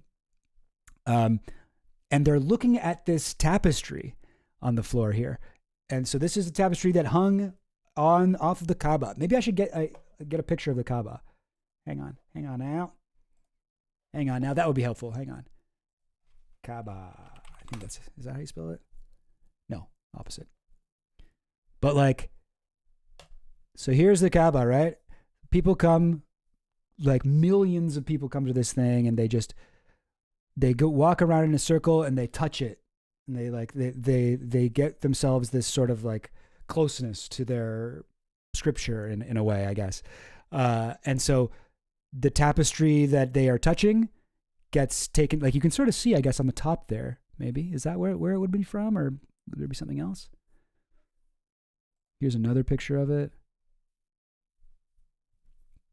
Like they have to replace the, oh my God, so beautiful. I love Islamic like artwork and like the calligraphy and stuff. Yeah, here we go. Okay. So maybe this one is more helpful because, so see how it's got all these sort of like gold, like calligraphy and stuff. Oh, it's so pixelated. Around the bottom. So people are walking around it and like touching it. Oh, I guess that isn't calligraphy. Are those just like kind of bricks? I'm a little confused. To be honest, I don't know that much about this. Maybe it's like what's on the inside? Cool. Anyway, whatever. So, yeah. So people come, people gotta like have this the Hajj, this experience, and then Epstein somehow gets some of that tapestry from this extremely like sacred site here. The ways in which Mr. Epstein, who killed himself in 2019, okay, debatable, while awaiting trial on sex trafficking charges, sought to concurrently expand his network and his art collection are further revealed in the millions of pages of records released in January by the Justice Department. The documents also resolve a lingering mystery about a strange building on Little St. James, Mr. Epstein's private island in the Caribbean, whose construction and decoration was a years-long obsession for the financier. The building, a blue and white striped structure topped with a golden dome, has been variously described as a music room, a pavilion, a chapel, and even an occult temple. But correspondence between Mr. Epstein and his associates over many years and an interview with an artist hired to work on it illuminate its intended purpose. For Epstein, a secular Jew, the building was a mosque. Making a mosque. Mr. Epstein had a long-standing fixation on Islamic design. In 2003, he boasted to Vanity Fair that he owned the largest Persian rug you'll ever see in a private home. So big, it must have come from a mosque. His vision for an island shrine began while he was in a Palm Beach County, Florida jail, having pleaded guilty to soliciting prostitution. Before his release in 2009, Mr. Epstein hired architects to design a hammam, a Turkish bathhouse surrounded by Islamic gardening, according to his correspondence. He soon scrapped that plan and instead sought a permit for a music room in a building he called Five Palms. Again, Five Palms. Emailing himself design ideas, including images of ancient Middle Eastern mosques. In 2011, Mr. Epstein wrote to a contact in Uzbekistan seeking authentic tiles. It will be for the inside walls like a mosque. Ion Nicola, so this person is very, very important in this project. This person is hired. In an interview in March, Mr. Nicola confirmed that Mr. Epstein regularly called the building his mosque. It remains unclear if Mr. Epstein intended that the building ever be used as an actual mosque. I don't know, why aren't these photos loading? That's a little bit annoying.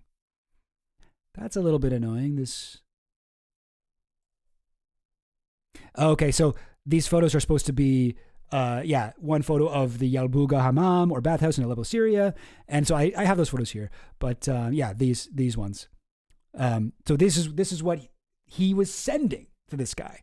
I actually have a couple of emails about this. If you look up, I'm guessing this is to this guy, Mr. Nicola. This is 2008. Was he still in jail at this time? I think so, right? I would like to build a full-size hammam and indoor pool for the island, similar to the one in Turkey. Can you send me an architect who's done these before? I would love to have carved ceiling and walls. Sends him a picture of a thing that's actually in Syria, not Turkey. And then somebody else says, Andrew Levy, Dear Jeffrey, Hasan has asked me to send the following. Attached are some images of the hammam area. We have begun to apply tile patterns, this is 2009, to the interior elevations. Colors and patterns of the tiles are to be discussed in terms of hierarchy of spaces, passages, door openings, etc. Oh, cool. I know we're doing Epstein stuff right now, but I do think I think this sort of thing is cool. So the colors of the tiles actually, they are, it's almost like a feng shui thing, I guess. And you have to, in terms of the hierarchy of spaces, passages, door openings, etc. How cool is that? Sorry, whatever. Epstein sucks. But like, this is interesting. We have also sent you a sketch of the approach to the hammam from the pool area through the vestibule. The question of what you want to see in front of you as you move through that space needs to be discussed. Currently, it is an opening to one of the massage rooms. Ugh. Okay, now I am reminded of who we're talking about here. We'll have more images and elevations pertaining to the south facade tomorrow. And then Epstein says, great help. The proportions need to be changed. The passages have halo ceilings and the shower is a higher tile pattern. The focus has to be on the shower, not the passages. Please, just copy a great hammam. What the hell? What the fuck? What's wrong with him? Why is he freaking out here at the end? Why is he going all caps? Just copy. The proportions need to be changed. The passages have low ceilings. The shower is a higher tile pattern. The focus has to be on the shower, not the passages. Okay, man. And then this is years later. This is 2018, and this is from Epstein to Xavier Cartron. Cartron. Some sort of a robot name, I guess. Oh, you know what? Yeah, Islamic art may actually explain... Oh, wait. Oh, hang on now. My pop-up chat ain't working. I got to fix that. 1 minute. Give me 1 minute, 1 full minute.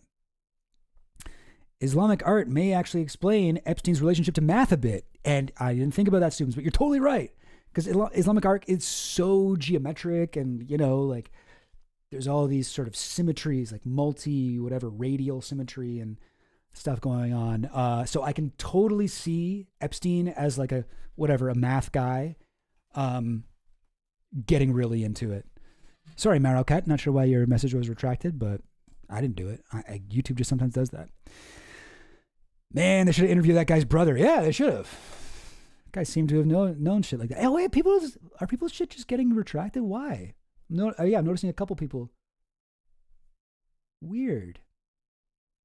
Anyway, whatever. Modern H.H. Holmes murder castle aftertaste. Yeah, I don't know. I know H.H. Holmes is like whatever, one of the earliest serial killers in America, but and he had it. Well, yeah, murder castle. I don't know much about it. It looks like that. Anyway, so this is like towards when Epstein's about to get arrested. You know, he's got like a 8 months left or so, and he sends this to Xavier. I think it might be useful for you to come back to discuss things. Example, the spa should be in the location of the spiritual, real hammam. Yours will be focused from every point on the beach, so we should take care. We need to find a place for the cinema? Oh, so that's something he apparently had planned to have, a cinema. The office at the top you and I could visit. Completely nonsensical. What the hell is this guy talking about? Does not know how to type a sentence, much less a word. Anyway, oh, and this is important too. I didn't pull up this email, but another thing, he sent, in 2013, he sent Mr. Nicola a picture of I think that was the one we just saw. He's seeking sketches that would resemble it. Among other tasks, Epstein asked for a design replacing the Arabic word for God with his initials in English. Remember we saw the Arabic writing, Arabic with Aribic, in black and white. He wrote to Mr. Nicola in an email plagued with his customary typos and misspellings. Instead of Allah, I thought J's and E's. Now, we all know how beautiful, Islamic like calligraphy is, right? Like here's the thing from the Hajj, or not from the Hajj, from the Kaaba. All right. So here's a clip from one of the videos of the Little St. James trip. This is what they ended up doing. They're like, yeah, okay, so instead of calligraphy, we'll just put J-E. Okay, like this. And it's like, that looks like shit. This is the guy trying to be like, instead of Allah written in that kind of loopy, swirly, Muslim font, like calligraphy, why don't we just have it look like shit and only be J-E, like all caps? Why don't we just like type it on there with like a basic font that comes with Microsoft Word? Anyway, pretty bad. But I'm just quickly looking here to see if that calligraphy would be on the outside of this bathhouse, but I don't see any. Interesting. Anyway, so that's, I guess, what they ended up with. The diplomat and the prince. Epstein became friendly with someone who would help make his ambitions for the mosque and his business become a reality. Not sure how to say this. Terje Rod Larsen, a Norwegian diplomat. Files show the men frequently exchanged messages about business as well as personal and international affairs. Saudi Arabia was a common refrain in their years-long correspondence, but the chatter about the kingdom intensified in 2016. Mohammed bin Salman, known as MBS, or as Epstein once called him, Mr. Bonesaw, who was then the deputy crown prince, wanted to take the state-owned petroleum company Aramco public, and Epstein hoped to become his financial advisor. Of course he did. Of course he did. Yeah. Incredible dumb guy move. Yeah, you mean the JE? Yeah. He's being very anti-Semitic by doing this shit. It is a little bit like typical Zionist, right? Like it is a little bit like, let's take this sacred thing from Islam. And it's like, just put my name all over it, you know? It is a little bit like that. It's hard not to see the echoes of Zionism in there. Mr. Rod Larson connected Epstein to Rafat al-Sabag, a consultant to the Saudi royal court, and his aide, Aziza al-Ahmadi. Through them, Epstein waged an intense campaign to woo MBS. He met him in New York and pressed to pitch the royal in person, sharing what he called in a message, and this is another thing that I've always been saying. This has always been my theory about Epstein. And you heard it here first. This is how you know we don't make things up. That he would always be like, this is how he got people. Because he didn't actually know that much about fucking finances. But he'd be like, not only am I a financial genius, I know ways to save you money that no one else would even think of. I have all these illegal things that are like legal loopholes and international blah, blah, blah. And so here's how he pitched himself to MBS. I have radical ideas, like the creation of a new currency called the Sharia for use among Muslims. The Sharia. That also seems a little bit Islamophobic. Like, you guys love that, right? Muslims, you guys love Sharia stuff, right? Why don't we call your new money Sharia? Seems a little bit problematic. Anyway, whatever. I won't read too much into it. Soon, a visit was in the works. Ms. Al-Ahmadi sent Epstein to the Saudi consulate, instructing him to say that you, Jeffrey Epstein, has an invitation from His Royal Highness Prince Mohammed bin Salman. After arriving in the kingdom, Epstein emailed Mr. Rod Larson 2 photos of himself joking around with Mohammed, one of which he would later display in his New York home. Annoying that these photos are not loading. I wanted them to load. Hang on.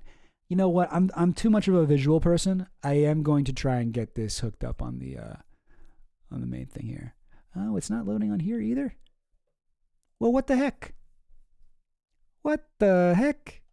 Let me try this. Hang on. I'm trying something. I'm trying something here. Got to find all these various ways of avoiding a paywall. This one might be something. Yeah. Okay. Here we go. Yeah. All right. So here's the photo of him and MBS. You can see right there that he had on display in his New York home. And this thing in the background kind of, I don't know. Okay, we can only see a little bit of it. I was going to say it kind of looks like the like painting on the ceiling of the island mosque. But anyway, whatever. Souvenirs of a sacred site. Al-Mahdi and Epstein met in New York in 2017. At the same time, their assistants were corresponding about a tent being shipped from Saudi Arabia to his island. Her representative said more items would soon be sent for the mosque. We are receiving 3 pieces from the Kaaba. That's a big cube. Mr. Epstein's assistant told the customs broker. The Islamabad? Yeah. Attention all Christians. From now on, your currency is Bible points. That's hilarious. Love it. Damn, I was trying to make the Sharia a dance craze. Like the locomotion. Come on, baby, do the Sharia. I could see that to catch it on. I would learn that on TikTok. A separate document included pictures of embroidered tapestries. One was used inside the Kaaba. According to the document, another called a kiswa had covered the outside of the shrine. And a third was from the same special factory in Mecca, it said. A kiswa has great religious significance. Every year, a new covering for the Kaaba, costing about $5 million. Like, that's how much it costs to make. Is crafted by hundreds of artisans in a royal workshop, using about 1,500 pounds of raw silk and 250 pounds of gold and silver thread. Wow, look at this photo, eh? Can you imagine being here and like experiencing this? This would probably be like a life-changing, like spiritual experience. Worshippers gathered in March around the Kaaba in Mecca, Saudi Arabia. After kiswa is removed, it is divided. The tapestries can be donated to institutions or individuals or distributed for charity auctions. Ms. Al-Ahmadi described her shipment's gravitas to Mr. Epstein in an email. The black piece was touched by minimum 10 million Muslims of different denominations, Sunni, Shia, and others, she said. They walk around the Kaaba 7 rounds, then everyone tries as much as they can to touch it, and they kept their prayers, wishes, tears, and hopes on this piece, hoping after their prayers to be accepted. Hoping after that, all their prayers to be accepted. How she came by the pieces is unclear. And what did she say? She worked for MBS, right? Al-Amadi. What was it? Okay. Rafat al-Sabag was a consultant to the Saudi royal court, and his aide, Aziz al-Amadi. So she's like the aide to a consultant to like the royal court, which presumably includes MBS. So this is like a very, very high, series of connections that Epstein's found himself here. Obviously, he's able to get something like this. Like, wow. Ms. al-Amadi did not respond to a request for comment, nor did the Saudi government, Mr. al-Sabag, or Mr. Rod Larson's attorney. One of the tapestries from the Kaaba that were sent to Mr. Epstein. And this looks like, now correct me if I'm wrong, all you other Ep heads here. This looks like the island, right? Ah, man, I'm really torn between how despicable of a person Epstein was and how cool I just think that this is. I think this shit's cool. But yeah, fuck. Wow. Sucks that Epstein had it. In 2017. Oh, okay. Yeah. Is that what I said? Hurricane Maria, not Melissa. Okay. What the heck am I talking about? In 2017, Hurricane Maria wreaked havoc across the Caribbean, including on Mr. Epstein's island. One record showed that some items in the mosque were destroyed or damaged, including the gold dome, I think, blew off. But rough weather was not the only problem plaguing Mr. Epstein and the people in his orbit. Mohammed had risen to crown prince and declined his guidance, evidently annoying Mr. Epstein. He always gets like this when people refuse his help, even though he knows he's completely bullshitting them and he can't actually help them at all. He got like with Leon Black, he's like Leon Black's like, so I've given you like $100 million and you haven't done anything for me, and I think maybe we should part ways. And he's like, your children are all R slurs or whatever he said. So here's what he says. Mohammed risen to crown prince, declined his guidance, and he texted the Norwegian dude, the kingdom needs lots of expensive help now, as they did not follow the Jew directions. He texted Mr. Rod Larson, presumably referring to himself. Yeah, no, he's like bringing race into it. It's because I'm Jewish, isn't it? But I guess he's also saying only Jews know how to handle money, which was probably another reason why he was able to convince people to give him like so much control over their finances. He's like, I'm Jewish. Obviously, I'm good with money. What do you mean? You don't agree? Like, that was probably a big part of his appeal. Racism. Okay, moving on. After the journalist Jamal Khashoggi was killed in the Saudi consulate in Istanbul in October 2018, who was also connected to Adnan Khashoggi, who was connected to Epstein. Anyway, Epstein wrote to Mr. Rod Larson about allegations that Prince Mohammed had given the order. The Crown Prince has denied ordering that Mr. Khashoggi be killed, but has accepted responsibility for the murder, which took place under his leadership. Dark cloud over his head, the diplomat replied, and it won't go away. Now it pretty much went away. Wrong. Now MBS does not. Of all these guys, all these rich, billionaire fucks that don't face consequences, like MBS is like the most, secured, right? He's an anti-Semite. Yeah. But I've heard Epstein saved Leon Black $2 billion. True. And it only cost him $140 billion or however much it was. Yeah. Hang on. What are we looking at here? An aerial view of Great St. James Island. Okay, so here we go. Okay. Yeah, it looks like both of them had American flags. So they both had the American flags. We were talking about this earlier. But here's Great St. James in the closer to us, and we're looking across at LSJ. You can see the temple, actually. You can see right there on the top of that hill. For Mr. Epstein, that prediction would soon prove true. What? Dark cloud over his head. Oh, he's saying, okay, dark cloud over his head and it won't go away. Talking about Epstein, like it wasn't true to MBS, I wouldn't say. But for Epstein, that prediction would soon prove true. Within weeks, a Miami Herald investigation exposed secret details of his 2008 plea deal, ultimately leading to his downfall.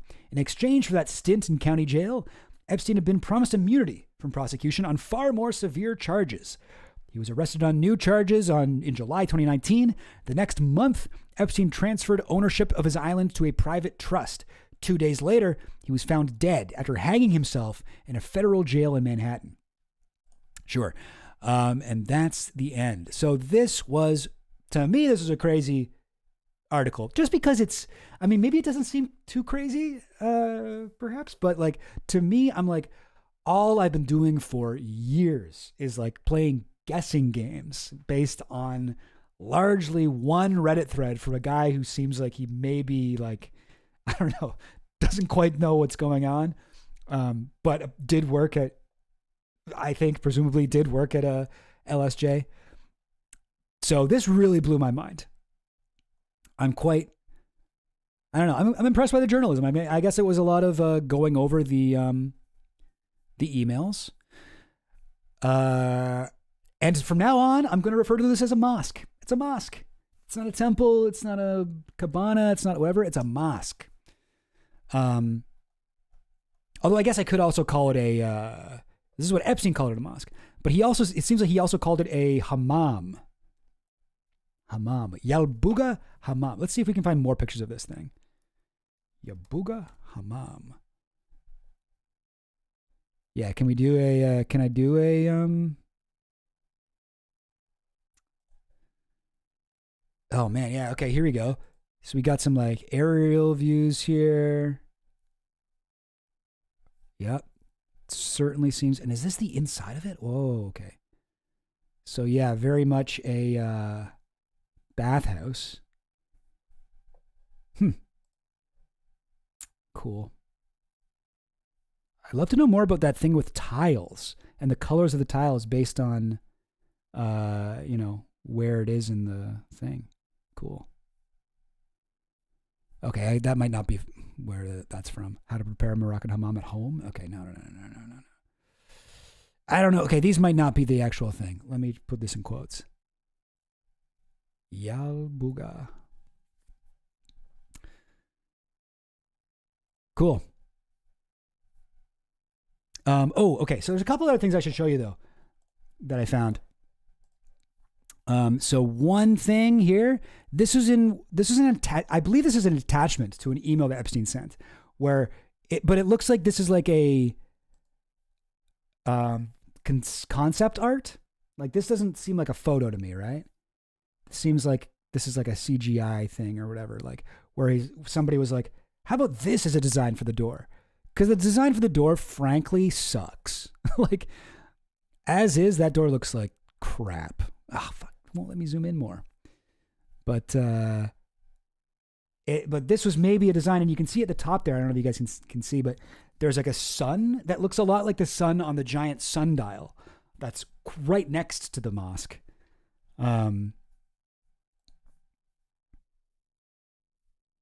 Yeah, it's interesting. Oh, another thing. So, sorry. I wanted to say there was a Reddit thread. Oh, did I save it here? There's a really useful Reddit thread where somebody, because if you look through Epstein's emails and you search tunnels, people are talking about like a tunnel on Epstein's island. I guess I didn't save it. Oh, that's annoying. Okay, hang on now. I'll pull it up somehow. But yeah, people were talking about there being like, there are Epstein emails where he's discussing his a tunnel on the Epstein Island. People are like, oh my God, that's crazy. That's whatever. Let me go to the r/Epstein. And somebody looked it up, and I believe it seems like there's like a bridge. Let me just search tunnel. Tunnel? Could Hurricane Dorian reveal the tunnels? Relevant. New? It's pretty recently.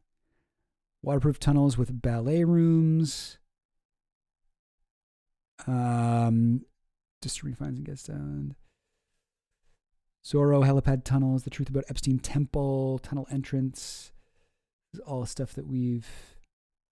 Okay. I think this is the one. So shout out to 83 Cats in a Horse Suit, who did some real digging here. and says, to be clear, I do believe there are actual underground tunnels on Little St. James, but most of that evidence is circumstantial at best.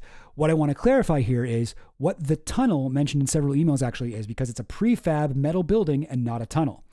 And so he's got all these links here, but I'm just going to show you his the photos here, because I think they tell the story. So you can tell. So here's like whatever Google Maps screenshot, and see that thing there, that this little building roof. This is and here's like a map from, I guess, an Epstein email. 17 tunnel and workshops. That's 17. So that's right there. They call it a tunnel, and we can see. There's two after files, 3099 and 3136, looking through both ends of this tunnel. So here are those photos here. Here's 3099 looking through the tunnel. Here's 3125 looking through the other tunnel. 3126. So this is the tunnel. It's like a covered thing. Like there's emails like, we need to make the tunnel waterproof. And it's like, oh, okay. They're talking about this tunnel. This is a tunnel where looks like he stored a boat and stuff. I don't know. Looks like it was mostly used for storage. 28 feet, 7 inches for road and tunnel, 29. Okay, whatever. How wide is the tunnel? Going to check now. So people were kind of freaking out about this, right? They're like, oh my God, proof. But it's like, no, not really. Reskin the tunnel. We need to demo the tunnel. He said nothing in the tunnel is worth saving due to rusted beams. Jimmy, I wonder, is that the guy's dad maybe? Anyway. So I thought this guy did good work, but I do think it's funny that he's like, to be clear, guys, I'm cool. I'm cool like you guys. I also think there are underground tunnels. But here's the thing, right? It's like, they're on an island already. Like they don't need to build underground tunnels. They are completely secluded. They literally are on a private island in the Caribbean. They don't need to sneak around when they're there. That's like the whole appeal of it. Why would they need to do that? You know what I mean? That's something that like I've never really understood in all the tunnel stuff. I get that tunnels like seem sinister, but there's literally no evidence for them. Oh, actually, I did have this already. Okay, whatever. There's no evidence for them, and like, why would they be there? Like, why would that even make sense? And I think there's one other thing I wanted to show you. What was it? Oh, I'm sure I'm going to remember this later and be like, I forgot about that. Oh, there's this. This is an interview with a guy who apparently was. No, I don't know. This is a guy who Robert Couturier. He's French, and he apparently did some design work, but he doesn't seem like he's as important as Mr. Nicola, whatever that guy's name was. Oh, sorry, not on Obsidian. My bad. There you go. But yeah. Yeah, okay, people, yeah, okay, Disney World tunnels for wait staff to get around. Yeah, maybe. Yeah, maybe, like they did have a lot of storage facilities. In fact, a lot of the things that people were like, that's a tunnel for sure. It was just like a door leading to a storage room. There'll be serious problems with trying to build tunnels, like they'd be building an artificial island where the material would go. And I mean, to be fair, they did do like a lot of digging and stuff, and like they had some piles of dirt and shit, I think, like at points. But yeah, I don't know. Personally, I've never seen anything to I've seen a lot of people say there's for sure tunnels, and I'm open to the idea that there may have been. I'm just like, I number one, don't understand why they would need them, and I number two, haven't seen any convincing evidence that they're there. But here's a thing with a guy about this temple. I forget what it even says. That section built, the woman's section. So hang on.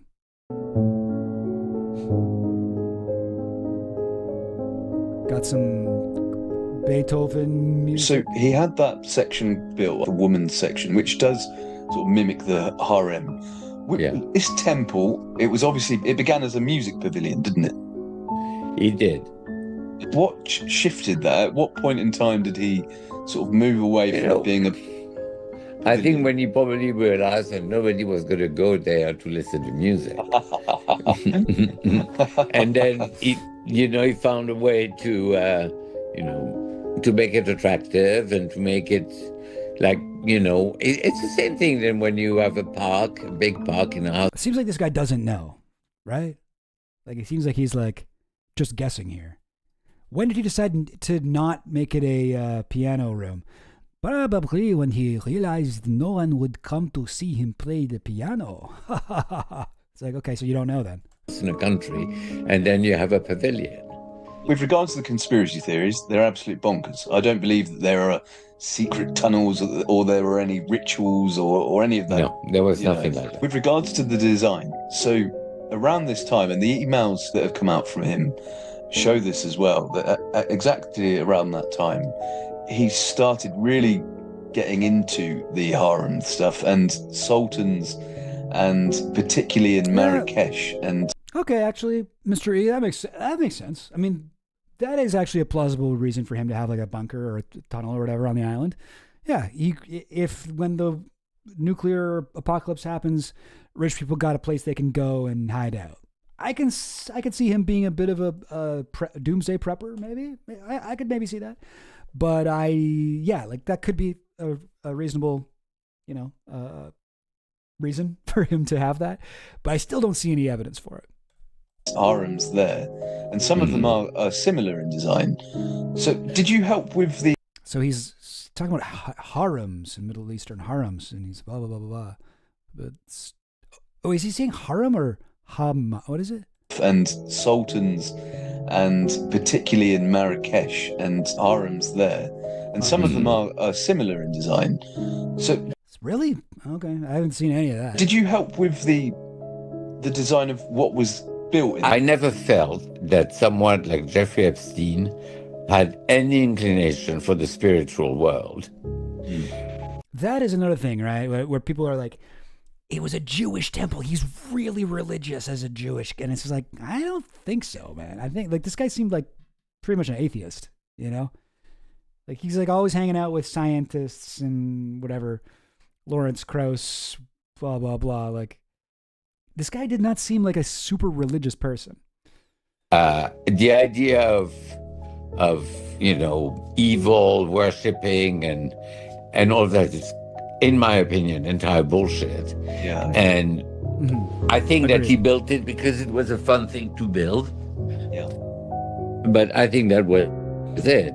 I mean, and when we visited it together, it never, felt as if it was something. Oh, nice line roars. A harem for my haram. Hama? Wait, what's it? What's haram? So special. And I never tried to find anything in it.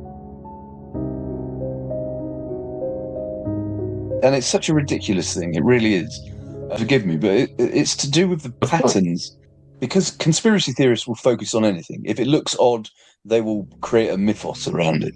And they focus on the temple because it looks odd. Well, of course. True. And we all, I mean, even the builders and everybody, knew that it was weird. They look at the patterns and people say, what does it symbolize? Who created the patterns? I don't know if you know what I mean. On the raised the platform. I think that I want to debunk the whole thing because... Yeah, who did create these patterns? Because whoever did it, like, they aren't even, like, even, or they look kind of stupid. This is absurd. I think that, as a designer, if a client tells you, I want a floor pattern outside my pavilion to be original, you go in your head and you start designing patterns and then you come up with one, you send it to him and he says, great. That's how it happens. Is that exactly how it happened? So it's not influenced by, I don't know. No, it's not. Jeffrey Epstein was not cultured that way. No.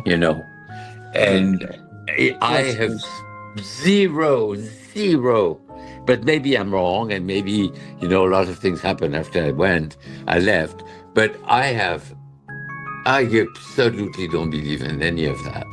Do you help design that pattern that's on the Well, I have designed to a degree. I must have done a couple of sketches for it, but I was one of my assistants went to him one day at the townhouse up here because he had to give him some drawing or something, and he went in, and Jeffrey Epstein was in a room with other people. All right, I think we're not talking about the temple anymore, but he goes on to talk about the island. This guy's a little bit odd to me. What's his name again? I always forget. But he's one of the like Jeffrey Island staff members. Whoops. Maybe I'm wrong. And who's Robert Couturier. He's like, I worked for him and I designed his island and shit, but I didn't know about the stuff he was doing. And then once I realized it, I quit right away and I actually contacted like the FBI or whoever, and I told them about it and they didn't do anything. And it's just like, yeah, is that right? Is that what you did? Like there's a few guys like that where they're like Steve Scully or whatever, also a guy from the island. He's like, I just realized, oh, he's a pedophile and I have to quit. And, and I've got a daughter. I can't blah, blah, blah, blah, blah. And it's just like, I don't know about that. I don't know about that, man. Yeah. It is pretty high above sea level. I mean, like, it makes sense to think that there's a bunker below. It's like on the top of a big hill. That would be the place to do it. But I don't know. I don't see any evidence for it. But I'm not completely unconvinced. Well, I mean, I'm certainly not convinced, but I'm leaving the door open. Hey, that totally could be a thing. But what annoys me though is like so much of the discourse around it, around the tunnels and stuff, comes from places like this 4chan thread from 2020. Like this is before we had any information, and all this stuff is like, has not been proven. This guy who actually did work there, it seems like, and said a bunch of stuff that later we found out was true. Like, this guy says that no, there's nothing like that. There's no tunnels. We haven't found, there's been no photos of it. I don't know why they would try to cover that up at this point. Now that we're getting all these photos, what would be the purpose of the DOJ being like, well, we won't show them the tunnels on the island. They don't want to see that. I'm just like, I don't know. I think on the whole, I very highly doubt that there were tunnels, but I could be wrong. I've been wrong about lots of shit before, to do with this case in particular. But yeah, guys, there we go. We finally have solved a age-old mystery about this place. What was it? It was a mosque. At least that's what it was intended to be. Or like a mosque room. It's funny. This guy, the dude who worked on the island, says, "Oh, that's the thing you guys think is a temple? No, it was just another bedroom." And maybe it was, but maybe it was a bedroom that looked like a mosque. And when he had his buddy Sulaim over there, he'd be like, "Yo, go here. You can stay in the mosque. You can stay in the whatever. This place. We made it for you." Like Sulaim and Epstein were close. Sulaim, when Epstein was trying to buy Great St. James, the other island, he was like, "Yo, you like," he was trying to buy it, and they were like, "No, man, you're a pedophile. We all know that." And he was like, "Oh, okay, I'm not buying it, but my friend Sultan bin Sulaim wants to buy it," and so he bought Great St. James under Sulaim's name. Yeah, maybe you got to hide the tunnels in the tunnels. Yes, totally. Could be like, maybe there are tunnels that lead to like the real tunnels. Then those tunnels themselves lead to, you guessed it, more tunnels. Yeah, it's also annoying because, remember these guys that post like the bullshit like thing, like that doesn't really give us any new information, and they look in the thing and you don't see anything. They also said that when they look in here, I think it's in this article, but they've certainly said it at various times. They said that let me get this on Google Chrome. Un momento. They say that when they looked in the room, they found a spiral staircase. Oh, spiral, no. Oh, no. Yeah, here you go. And peering inside, Bracco revealed how they even spotted a spiral staircase, not knowing where it led to. And it's like, no, you didn't. Like, I saw the video, man. You spotted a spiral staircase? Bruh. This is September 2025. It's like, we already have the photos of the thing, man. There's no spiral staircase in there. You know? Like, just, no. Ain't no spiral staircase. I don't believe them. So people are full of shit. Sorry, let me show you guys. I keep forgetting. Yeah, I do not see any signs of a spiral staircase. Maybe a spiral bookcase. The bookcase has a little bit of a spiral on it, spiral column. But no, man.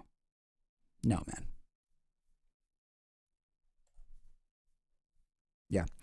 And it mirrors what was claimed in this thing, what people have been talking about. And it's like these guys did research and they're like, oh, this would really freak people out if we said we saw this.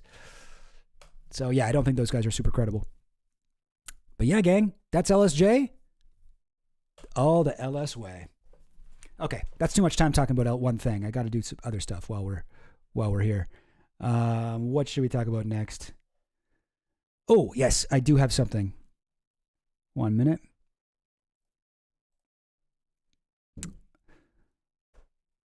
Okay. Yes. Hang on now. Sorry. I do have something, but just give me a second. Oh no, where is it? Oh, here it is. Yes, I got it. I got it. All right.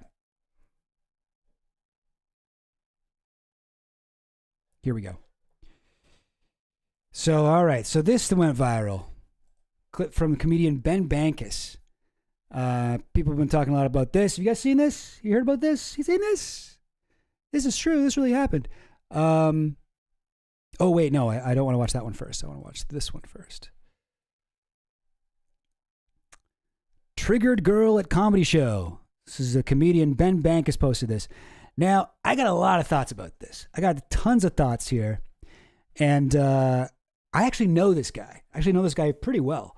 He was a comedian in Toronto. This is where I started doing stand-up comedy. And I've done like 1 million shows with them.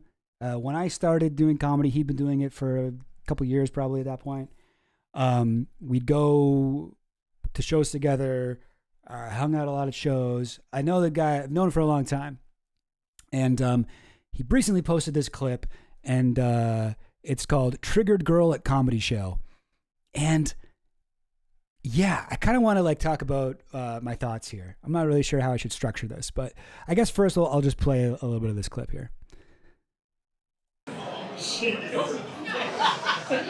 Are you triggered? Perfect.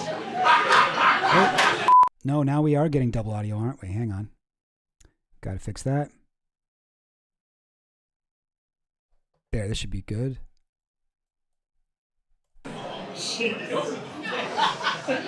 Are you triggered? No, that was even worse. Hang on. Sorry. Here we go. This should fix it. Are you triggered? Perfect. I thought that would happen quicker, to be honest, when I looked at you at the beginning. What do you think? Here, this is your moment to speak. What should happen now? If this was your... You're good? This is not okay. This is not okay. Do you have kids? So this girl who he's calling out here, woman, I should say, she's just not responding, right? She's just like kind of looking at him like, okay. And he's like trying to get a reaction from her, and she just won't give him.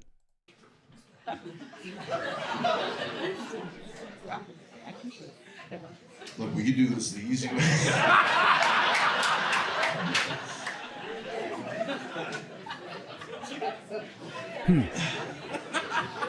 This is not funny. People are laughing, but this is wrong. This should be illegal. Think it should be illegal to do that? Make some noise if you think everything I should do should be illegal. And that's why we need the 51st state, folks. We need some freedom of speech. Make sure this creature doesn't get into fucking Parliament. So it's weird, right? It's weird to watch. It's like, what is he going for? You know, like, you know, probably like a lot of people are like wondering, he's not making any jokes. He's not doing that well. He's getting like a few laughs, but it's not super loud. Like, why even upload this? You know, why even do that? She'll take away if she had power, she would take away your rights immediately. What did you say? Nobody can say that ever again. Like, if she could freeze my bank account right now, she would freeze my bank account. And that's a reference to the Canadian trucker convoy. When the trucker convoy, you know, they're protesting vaccine mandates and stuff. And, you know, there's a lot more to it than that. But they got to Ottawa, capital of Canada, and then Trudeau enacted the Emergency Powers Act, and he froze their bank accounts and whatever, which I think is fucked up, actually. I didn't think he should have done that, to be honest. But anyway, that's what he's referencing there. She'd freeze my bank accounts if she could. Like, if she had the power to do it, she might actually. She kind of looks like she works at RBC. It's a Canadian bank. So she might. I love that your friend here is like just trying not to laugh. And that's how much she likes you as a friend, because this is pretty funny, to be honest. Like, this is pretty entertaining. But you're upset, and she's like, I can't laugh because she wants you to have a good night. And I think you will have a good night. You got a see-through shirt on, tits out. I mean, go to King Street. You'll end up on the 80th floor of some building with a bunch of Arab dudes in no time. Okay. Oh, all right. Really happy. Thank you, Toronto, USA. You were. I didn't have a great time. What was wrong with him? He was making racist jokes. He's not from Canada. Try a different job. Okay, so I'm sorry that I made you guys watch that. It's kind of horrible to sit through, eh? Yeah, I'm sorry. I know. I totally get it. I find it fascinating, though. So here is what I'll say. This got. Where does it say? Where do I see views? Sorry, I forgot how Twitter works. Wait, does it not say? Huh? Wait, what? Didn't this supposed to tell me how many views it got? Do I gotta go to like, no. Do I gotta go to here? What's this?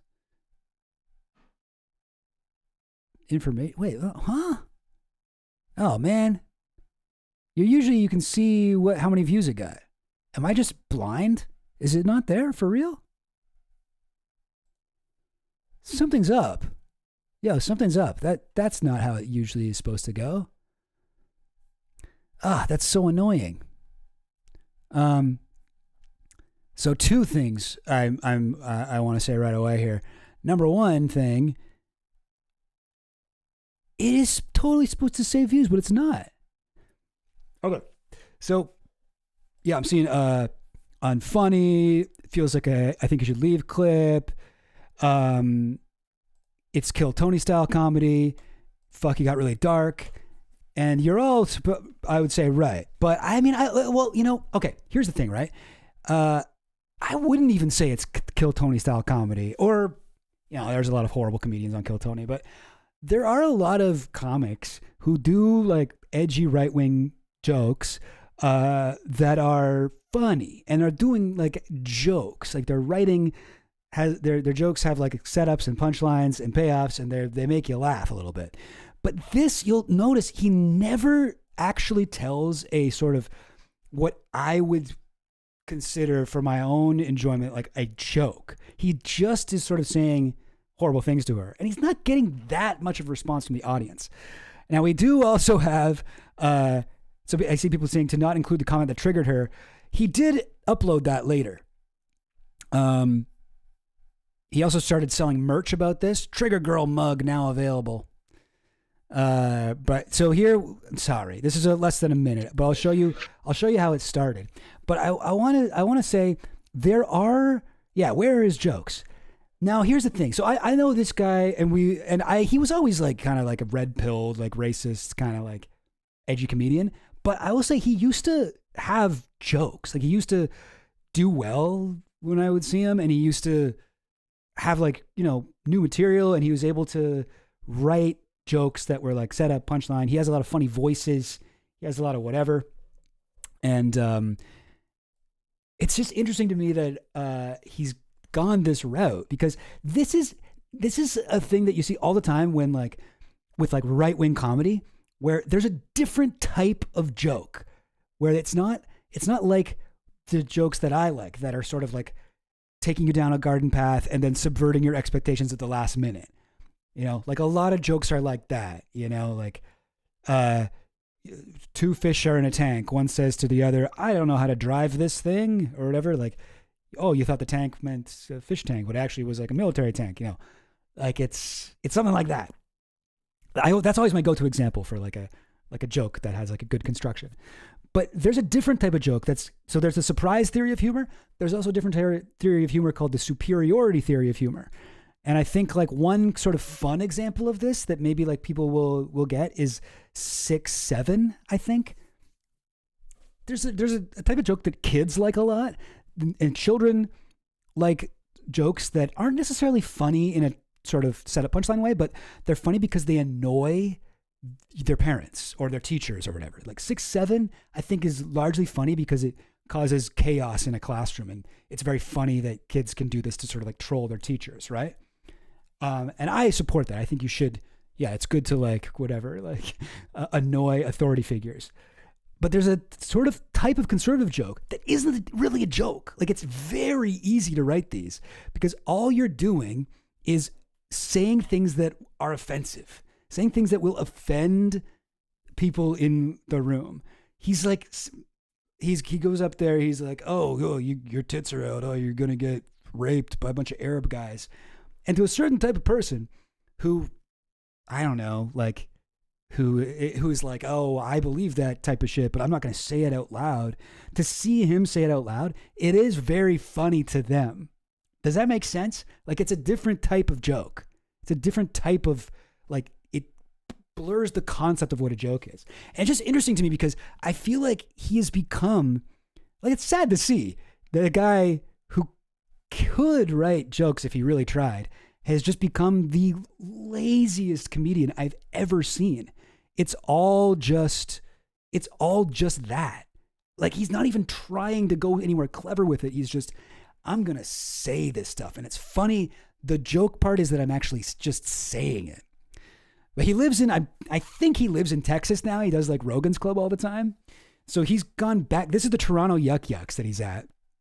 The Yuck Yucks Club. And so I want to play you this.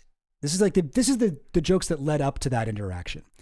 So you can see how he gets on stage and how he, you know, whatever, the jokes leading up to that. So think that in your head of like, what, like if I was like a piece of shit, like, you know, chud, alt-right, racist person, what would I, like, how would I enjoy that? Because I actually think this is important because a lot of like leftists and whatever liberals and people who are progressive generally will look at something like this and be like, that isn't funny. Like, why are people liking this? But try, if you can, try like taking what I'm saying and try to see it from that perspective, if that makes sense. So let's watch the actual intro here.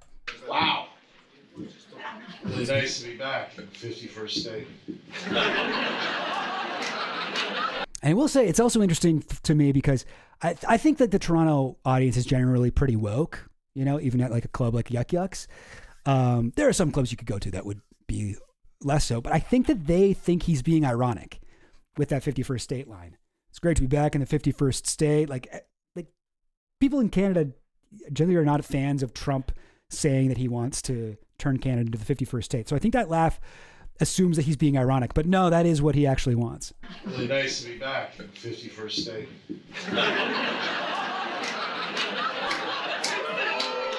Big laugh. Big laugh. Claps. Shut up. Everybody complaining is poor. Everybody booing that is poor. And I don't think he even got any booze there. Everybody, he's like making people up in his head to be mad at. All rich people are like, yeah, this is the America right now. I don't give a shit. Just poor people like, bad. Every problem we have will be solved by 51st state.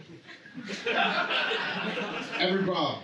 Like, they're still laughing. Like, I think like when you don't have any context, somebody's coming up, I feel like you'd be like, okay, he's going to have like a clever thing here probably. Like every problem will be solved by the 51st state. Like you could think of something that he could say here that would make you laugh, right? Like, you know, like, oh, I think Canada should become the 51st state. It would solve every problem. Like I can't think of anything off the top of my head. Like, oh, it would be great. We could finally get, I don't know.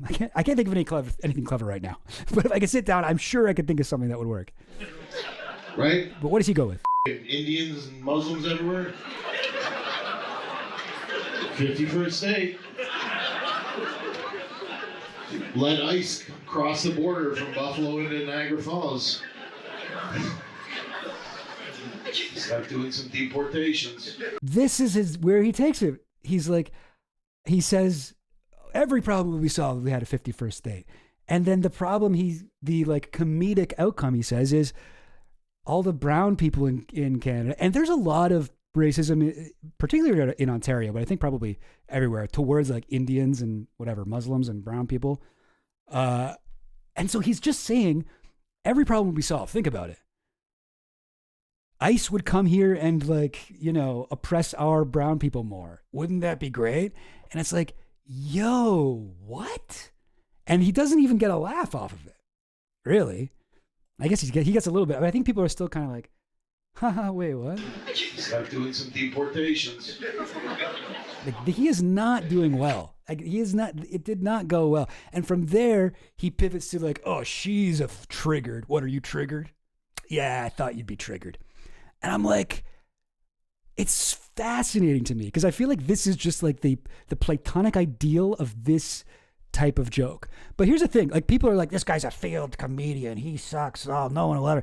No, actually, this guy's career is doing like quite well as far as I can tell. He goes on Greg Gutfeld's show on Fox constantly. He's getting retweeted here by Texas Girl. Is this a big account? Yeah, 357.8K followers. Like, and he's got how many followers? 160K. Like, he's doing well. Let's watch another one of his jokes. 20% of Gen Z in America is gay. People can't believe it there. They're like, how could this happen in America? It's like, wow. Have you seen how morbidly obese the women are? Okay, you know what? That is actually a joke. I will give him that.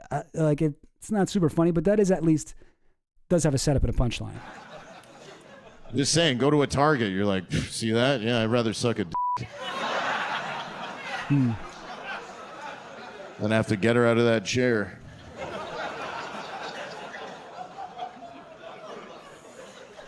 How do you even one of those women in the scooters?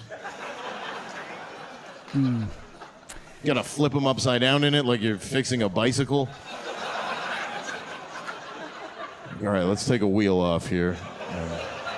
Yeah, okay. Not a big fan of that one. But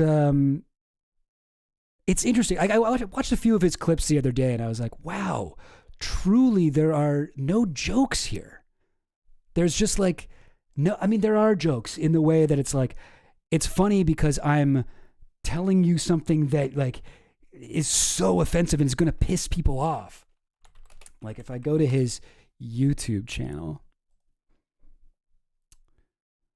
1 hour in Atlanta. He's got like specials on here.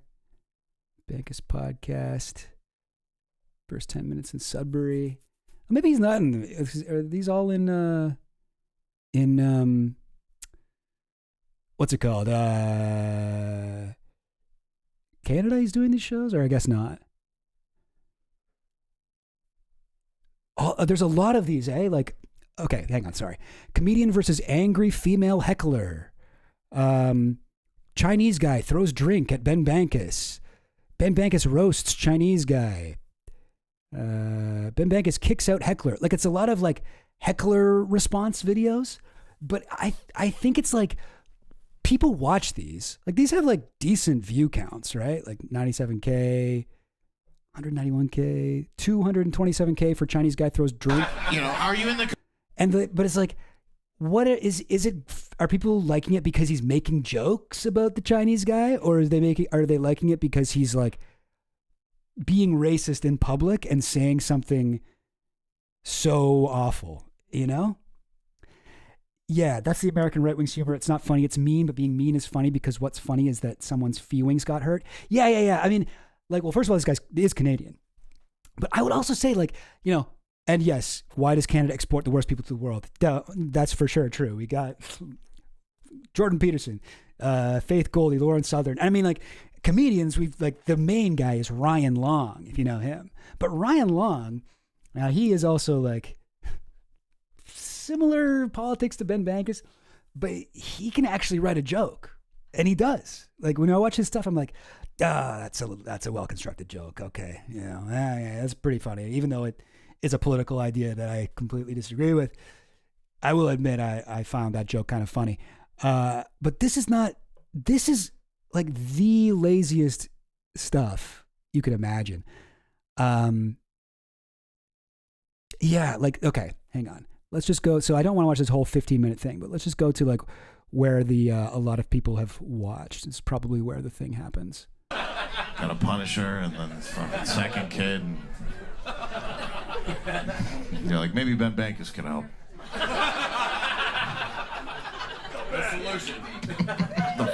The final solution. Yes, that's right, Darkling. I agree. That's why he had to invent people booing. He's like, those of you guys booing. It's like, no one was even booing, but he's like, he wants his audience to see, you know, I get so much hate, just like you would if you were honest about your beliefs. And it's like, no, that's Justin Long, the Mac guy, yeah, in Galaxy Quest. No, Ryan Long is the son of the guys that founded Long and McQuaid, a Canadian music store. So he grew up very wealthy, and he became a comedian. He's in the band. Oh God, what the hell was his band? It's like a really big ska band from back in the day. Shoot, I can't remember, but he was like a rock star in that band. I got lots to say about him too, but he's a different type of guy. This is just, like, I find amazing. I find it worthy of, like, it's remarkable how lazy this guy is as a comedian, and, like, how successful you can be doing right-wing comedy. No, you need what you need. So what you're gonna do after the show? You're gonna start Googling divorce lawyers, preferably Jews. He's talking to, like, a couple in the audience, a woman who's been heckling him and her husband. I feel like you've already done this, and she found out and squashed it. No, I'm with you guys. You're great people, you know. Yeah. But it's just like, sorry, I watched this a few days ago, and it's just like, he's not really making any jokes. He's just sort of, like, being a dick, I guess. Thank you. Make some noise for me. Let's go! Jesus fucking Christ. Something's wrong? Where? All right. Is everybody having a good time? No, sorry. It's not the Mighty Boss Tones. It's the John Stones. The John Stones was Ryan Long's band. I'm at least.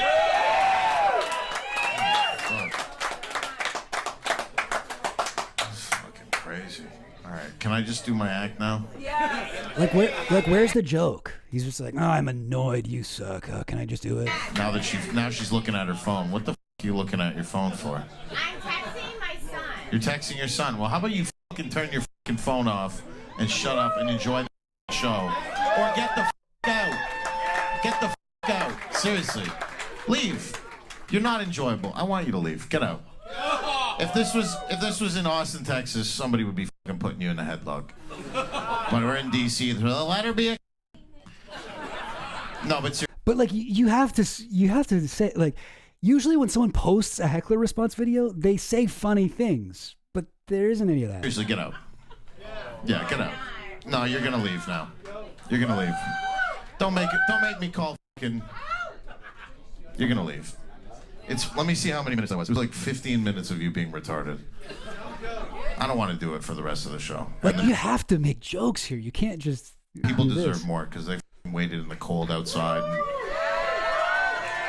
And they wanted to see what I had to say, and they don't know who you are, and they don't like you, and it's time to fucking leave. You know what I mean? It's okay. Point her out? She's right. Fucking. What do you mean, point her out?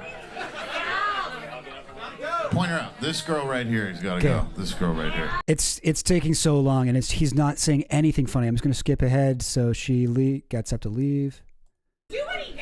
I mean, you were annoying as and I don't like you. And you're. I will say I did watch this whole video, and she was being annoying. Like any comedian would have dealt with her. It's just that you have to make jokes as you do it. I mean, like if you don't make jokes as you do it, why would you upload it? But he wants this type of interaction. Sitting right there, so I can tell you to leave. Yeah, you tried to ruin the show. You thought you were a smart, cool, interesting person, but really you're a dumb. Sometimes, don't you wish you could say that to somebody at your work? Because every job has a that. I'm disgusting? Yeah, that's okay. I'd rather be disgusting than be you. What am I wrong? What do you... I don't know. Listen, you'll watch it. What's my problem? Hang on, sorry. We are getting somewhere here. You're a retarded who should be put in handcuffs. That's my problem. Jesus Christ, you're poor. Like, I'm just amazed that this was ever uploaded. I'm skipping ahead. Okay, here's the part where the Chinese guy throws a drink at him. Sit in the front row, and so these. Or I mean, I don't know if he's Chinese. Asian guy who Ben Bankus has projected Chineseness onto. Idiots. Slow motion.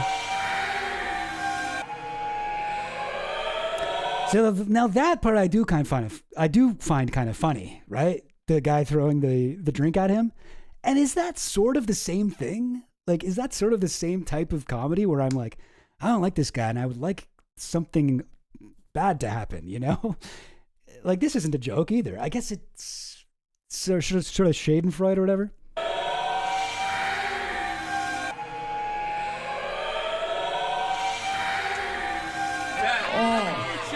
Wow. Okay, and let's see if he has anything funny to say after this crazy thing that just happened. Does he have a joke? Wow. That's assault in Taiwan. This guy just threw fucking sake at my face. Did you see? He's trying to make a joke. He's saying Asian things. You know what's crazy is he let me do the Chinese accent to his face for like 10 minutes. He was like, "That's funny," and then I kicked out his dumb fucking friend. And hey, oh yeah, well you're. Shut up, you fucking idiot. Didn't come up with anything. Just ended up being racist. Calling him a fucking idiot. You know, it's like you're supposed to be able to do something funny. Like it just blows my mind. What are you gonna do? You want to go to jail because you? Yeah, probably, but not tonight. You know, like, I mean, yeah, a comedy club to entertain, not humiliate. Ben Wank is, yeah. Honestly, okay, I can feel you guys are not liking this, not enjoying this content. I find this sort of fascinating, but I'm also like pretty fucked up in the head. I'm all fricked up in the head. Elect this Ben Bankus comedy special. God, because I think that there is like a little bit of I don't know, like a disconnect between, like, I don't even want to say leftists, whatever, but like people who are like whatever fascist and people who are vaguely liberal or progressive, where this type of comedy is like inscrutable. It's completely we cannot comprehend it. But to me, it makes sense. I really don't enjoy it on a comedy level, but I find it fascinating. Like, you know, if we look into, like, let's look at that video we just kind of watched clips of. Oh wait, where is it? Dang it. Okay, I guess I need to click on it again. But I'm not going to play anymore, but if we look into the comments here, like, what are people saying? Okay, so whatever, racist stuff. That's assault in Taiwan. Laugh, laugh, laugh. It's like, oh, that made you laugh, eh? Huh. Having a drunk wife at a public event is one of the most embarrassing things for a man. You know, he was a spy. Poor husband he met well taking her out. I would have started a standing ovation. Those people went to go see him, not hear her shriek. It's, yeah, make comedy great again. And it's like, that was the most unexpected kick out I've ever seen. to be able to recover so amazingly from that is epic. Ben Bankis is an uncancelable legend. Like, I'm even more of a fan now. Bought reserved seating tickets to your Portland show, Ben. Tear this city a new one, please. Like, these are people who want to go to somebody who will say, oh, we should, like, I am racist. Like, I'm racist against immigrants. Like, that's his thing. And it's incredibly lazy, but it undeniably has worked out well for him. Yeah, this is his recent special that I watched the other day. Okay, one more. I'm sorry. One more. Let's just watch this until there's one joke. Okay, let's just watch this until there's one joke. Forward to this for a long time, and this was the only venue. This is at the Danforth Music Hall. This is like a big fucking venue in Toronto. Danforth Music Hall. I've seen like Chappelle has played here, whatever. I've seen like who did I see at Danforth? I don't know. Did I see Gogol Bordello at Danforth? Or it's a big venue that didn't have any Indian people working at it. Wait, sorry. What was it? Didn't have any Indian. I saw what is it? I've been looking forward to this for a long time. And this was the only venue that didn't have any Indian people working at it. Okay. So I thought, let's give it a shot. Almost did it at Pearson Airport. So that was a little too many. Like, this is all like what? The joke is that he doesn't like Indian people. And there's too many Indian people at Pearson Airport. But there's not a joke there. He's just saying that. India-Pakistan war. Funniest war to ever exist. Okay. DoorDash versus Uber Eats is about that. These motherfuckers. I guess, is that technically a joke? Insane joke to start. This is the start of a comedy special. And he's coming out here with like half kind of figured out premises that are basically just like racist thoughts, but the audience is loving it. Like, you have to, like, what is comedy? Like, what is a joke? Comedy, for comedy to exist, there just needs to be people who think it's funny. You know what I mean? I find it so interesting. Sorry. Okay, just a little bit more. You ever order Uber Eats and then you go get it and the guy looks at you and goes, "Are you Uber Eat?" Yes, I am Mr. Eat. Okay. Are you Uber Eat? You should be. He didn't do. Okay, wait, no. So he's going somewhere with it. Are you Uber Eat? And then the punchline. You Uber Eat. You guys. You should be deported for saying that. That's the punchline. Has anybody here fucked an Uber driver? No one? Then that's it. He moves on to the next thing. That was the joke. That was the joke. You should be deported. That's the final punchline he was building to. Not one person? I know there's fucking some white guy from Burlington at the back like, "Oh, buddy. Oh. I fucking took Punjab back to my fucking apartment."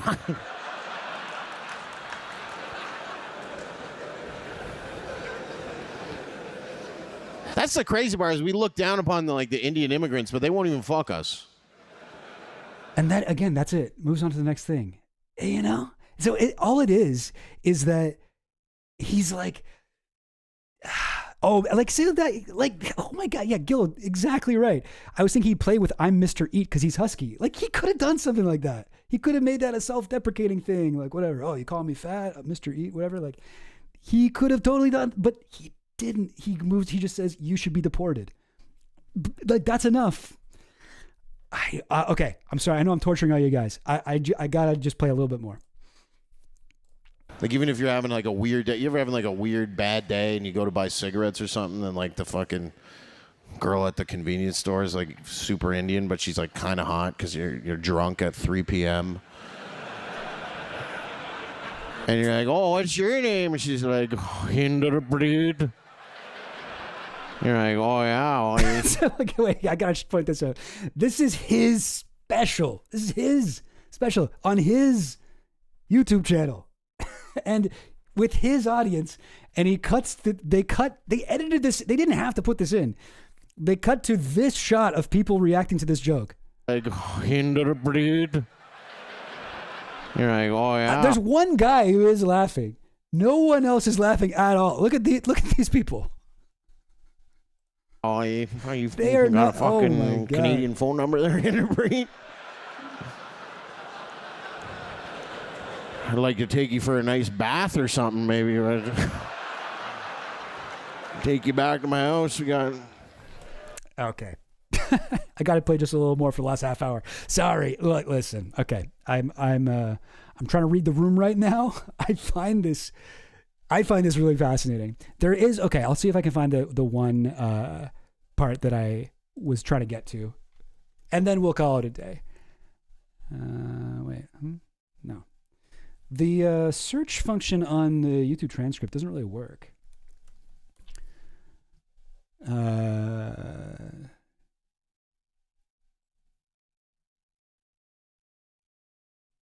You know what? Shoot. Maybe it wasn't in this video that I saw it. Yeah, I went down a rabbit hole watching Ben Bankus videos the other day. And man, it's another world. There's a whole other world out there where people love this shit. Oh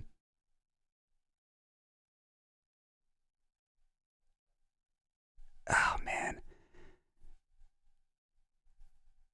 Oh, I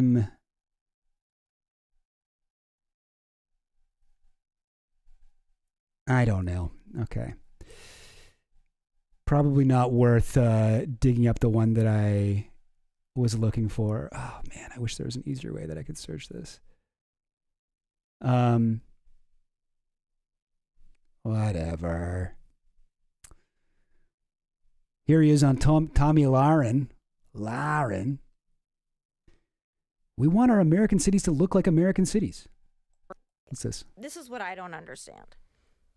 You can't say like, oh, I don't want a community. Is Tommy Lahren still big? I remember she used to be like massive. Oh, okay. She's co-hosting stuff on Fox News. I guess she must be pretty big still. 2.8 million. Okay, hey, listen. Here I am like, Tommy Lahren, that's a name I haven't heard in many years. Where I live in, where everyone's wearing a hijab or a burqa, that makes me like, that's not what I want for my community. It was like, you can't say that.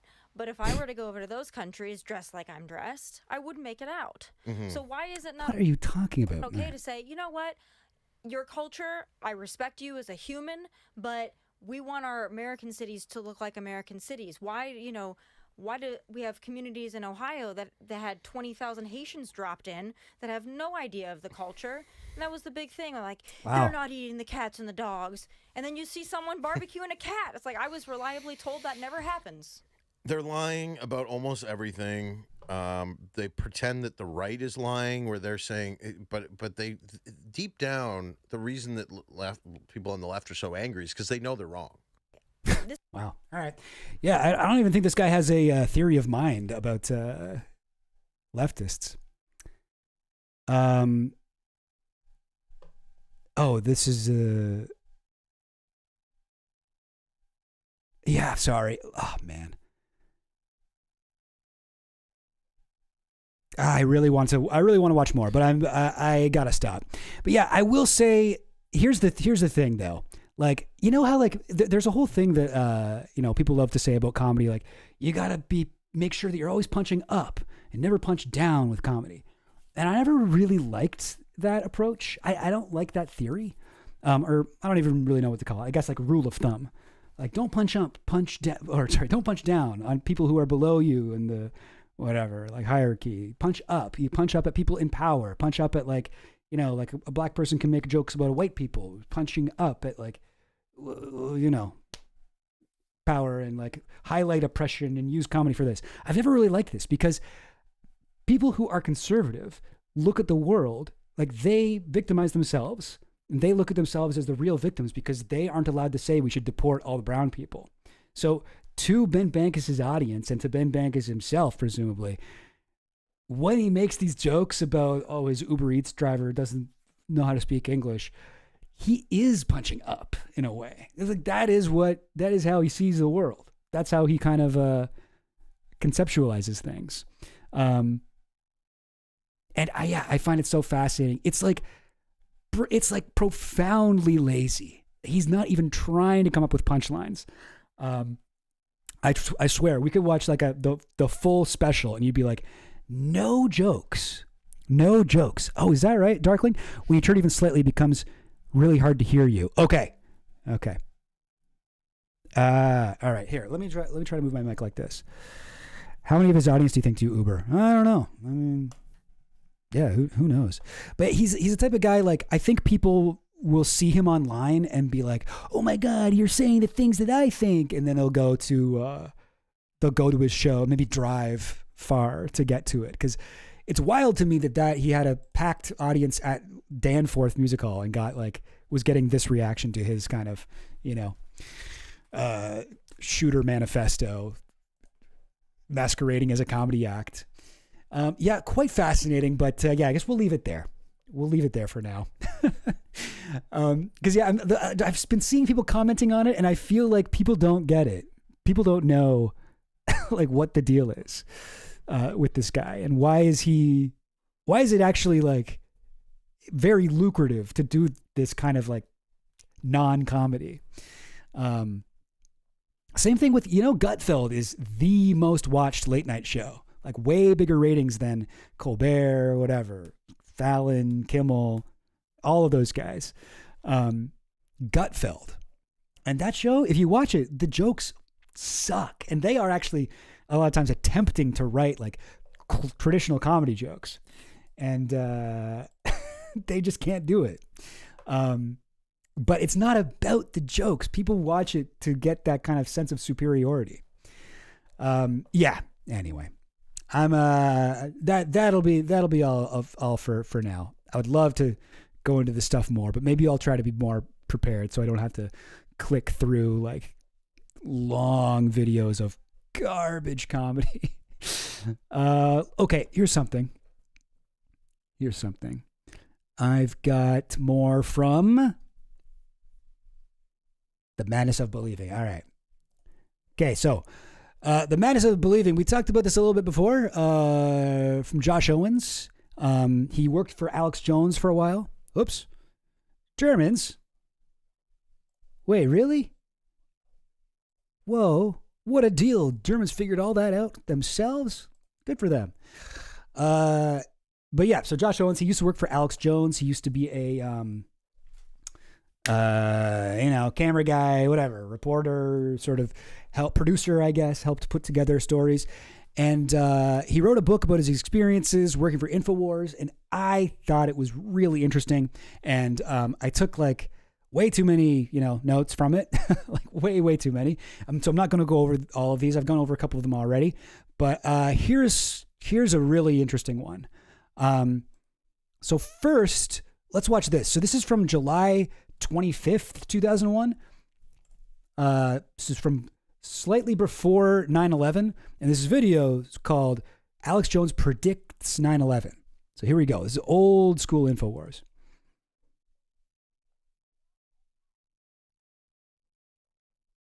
Okay, skipping. Hang on.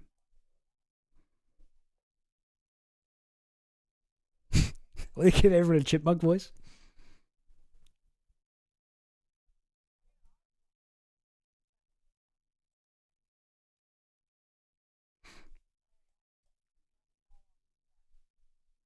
Here we go.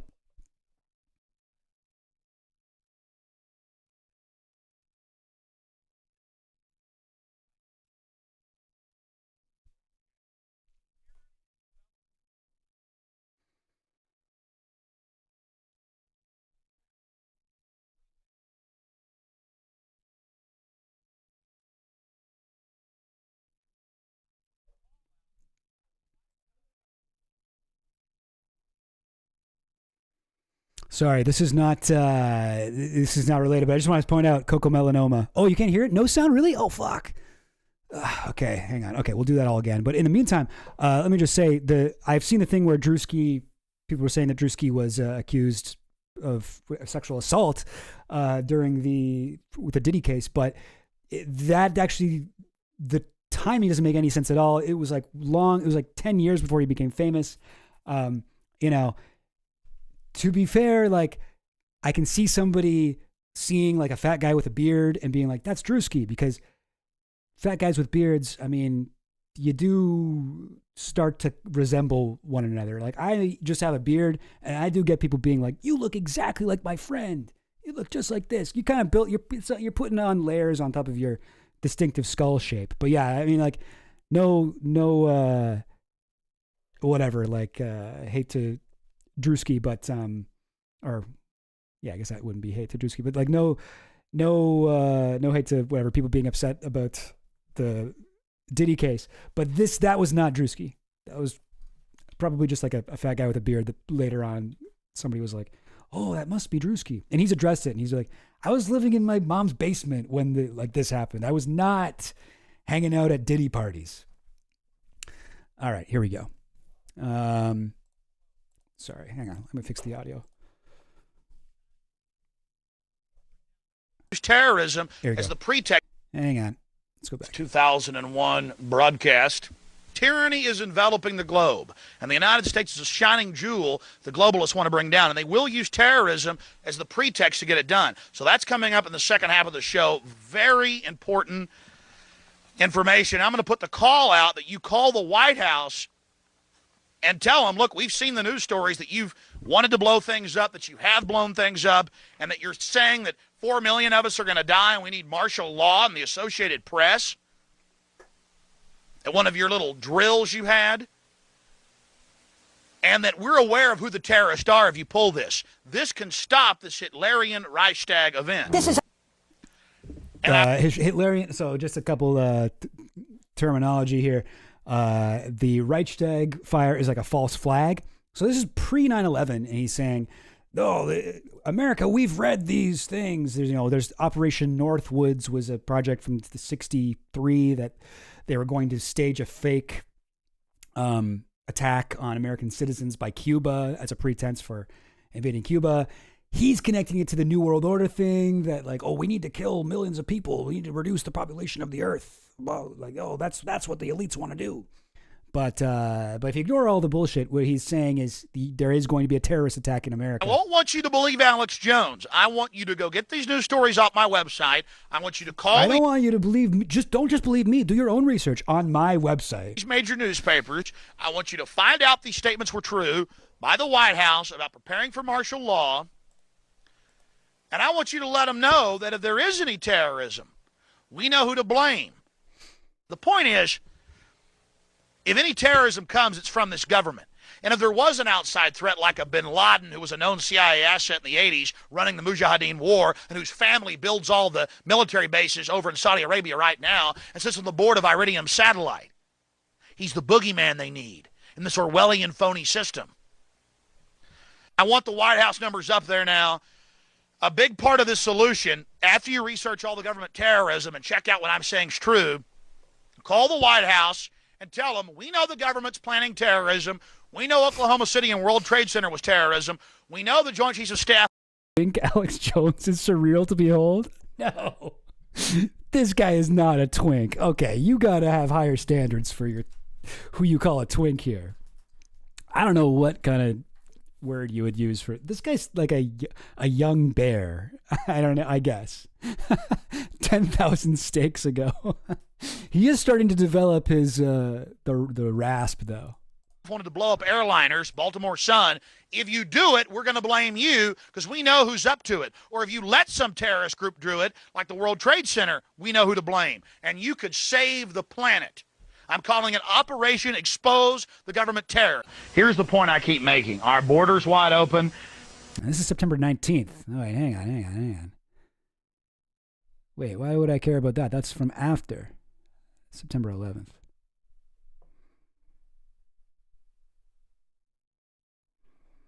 Bush is saying the border is going to stay open. We're going to give the amnesty to any illegals from Russia, the Middle East, Mexico, Cuba. It doesn't matter.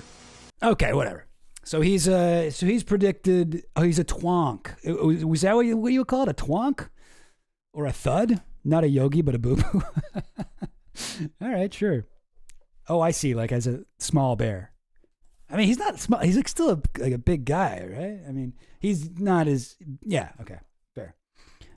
He hadn't had years of alcoholism to fall back on, but okay. So a lot of people give him credit for predicting 9/11. This is one of the main things people love to throw around. Oh, he predicted it like months beforehand. He knew that the U.S. was going to do, and it is kind of wild watching it now. I think there's other clips of it that are maybe better, but whatever. So here's Josh Owens. Is that his name? Did I get his name right? Yeah, Josh Owens writing about it in his book. The reason 9/11 held such significance for Jones was because he owed his career to the tragedy.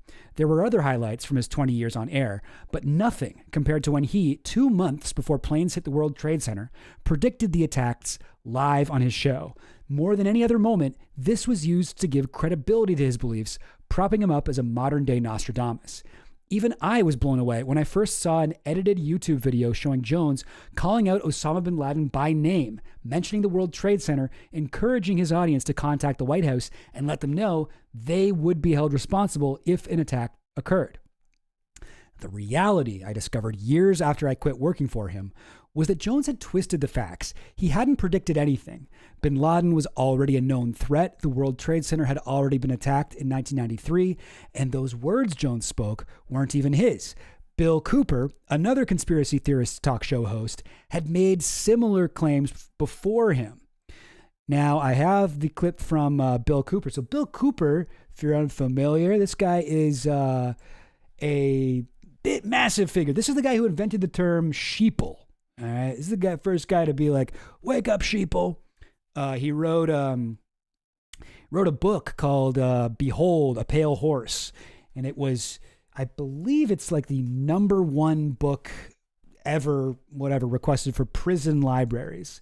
The Bill Cooper stuff, like "Behold, a Pale Horse" came out in like the 90s, and it's like a massively influential, book for the conspiracy movement. Reading it today is nuts. Like, it's so much shit. You're like, damn, people were talking about, like, he goes into he talks about vaccines in like very similar way that the conspiracy, minded people talk about like now or, during COVID. He talks about all kinds of shit. I would say he's very similar to Alex Jones, very similar to him. But like, I would even say like, yeah, I mean, I don't know. I was going to say like a little bit more intense, but it's a little hard to say that because Alex Jones is so intense. But Bill Cooper, like, so he said this, predicted 9/11. I'll play you the clip in a second. And then like a couple months later, he was gunned down in a shootout with police. He did like this whole fucking Ruby Ridge thing at his home. And he continued to broadcast his radio show at his house as the police were like surrounding him and being like, "You gotta," I forget what it was. What was it that got the police mad at Bill Cooper? I think it was that it was, is that right? Sorry. I think it was like taxes or something like that. He wasn't paying his tax. Yeah, okay, interesting. Before, after Twin Peaks, because the Pale Horse is a big deal in Twin Peaks.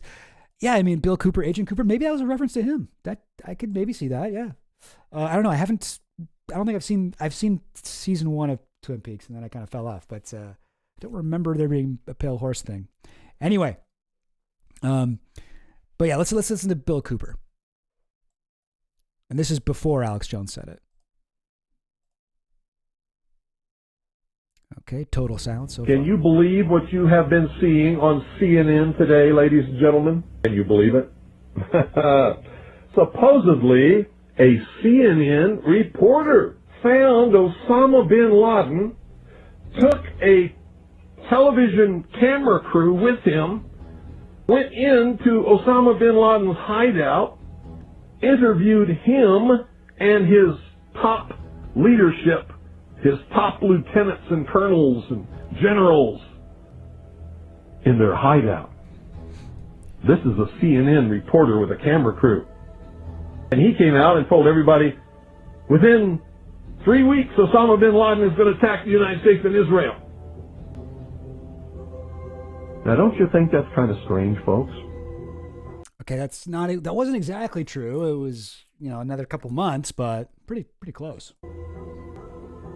You see, because the largest intelligence apparatus in the world, with the biggest budget in the history of the world, has been looking for Osama bin Laden for years and years and years, and can't find him. A reporter from CNN and his little camera crew got in to Osama bin Laden's secret hideout and conducted an interview. If you don't believe me, tune into CNN. They're probably running it right now as I'm speaking. Whoa. And if you believe it, you are one of the stupidest jerks that ever lived on the face of this earth. What? Whatever is going to happen that they're going to blame on Osama bin Laden, don't you even believe it. When in hell are all you people going to wake up? Yeah, I mean, that is much more impressive than the Alex Jones one, in my opinion. But sorry. I saw somebody saying about Bill Cooper. Yes, Bivas says, Bill Cooper seemed much more to be a true believer as opposed to Alex Jones. Maybe, but Bill Cooper definitely was constantly lying. Like, his whole thing was, he was in the army, he was in the military, and then afterwards he was like, and I actually, because when I was in the military, I was in intelligence, and I got shown a bunch of the secret plans of the Illuminati and this and that. And he was fully making all this bullshit up and became a really, influential, famous guy. He was visited also by Timothy McVeigh in the 90s before, obviously the Oklahoma City bombing. Timothy McVeigh went to see him in real life and asked him some kind of Nazi kind of questions, like white supremacist, like, what do you think about the white race? And Bill Cooper was not racist. I actually don't think he was. That's one thing he wasn't. And he was kind of like, what do you mean, man? That's fine. He had a lot of black people really like Bill Cooper, and I think it's a lot of the sort of that sort of is the explanation for why his book is so popular in prisons.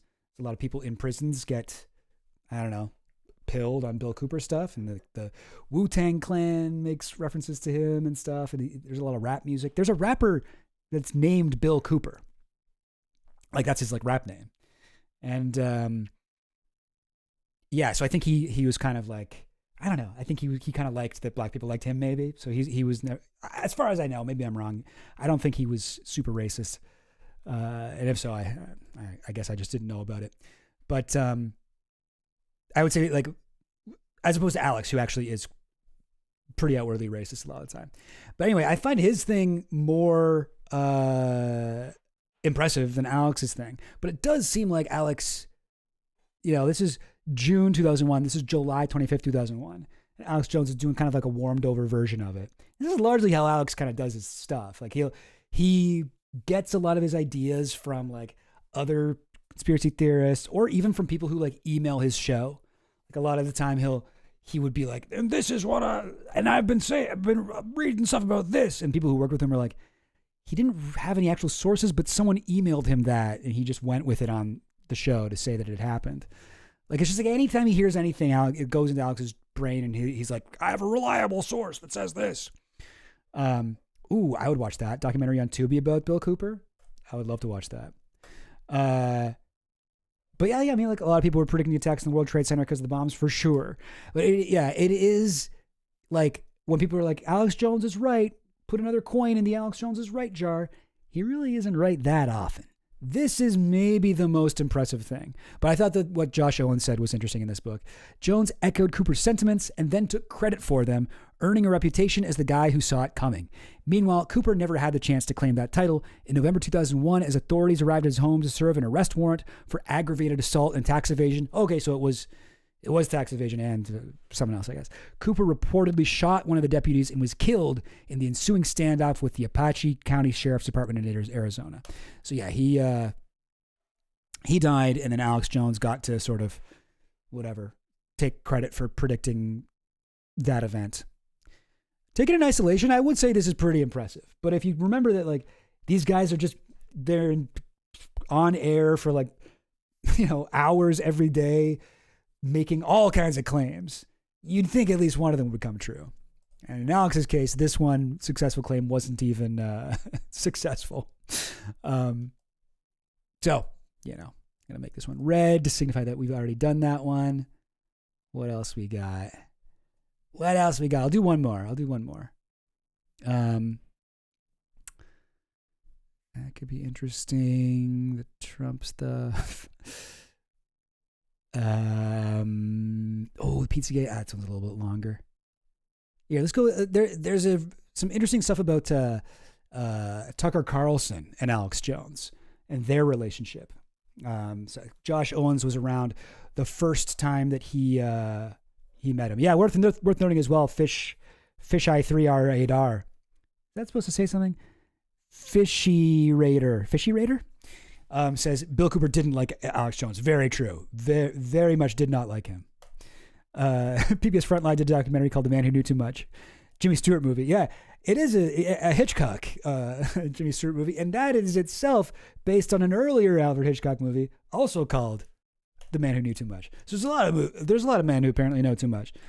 One of them being Bill Cooper, I guess.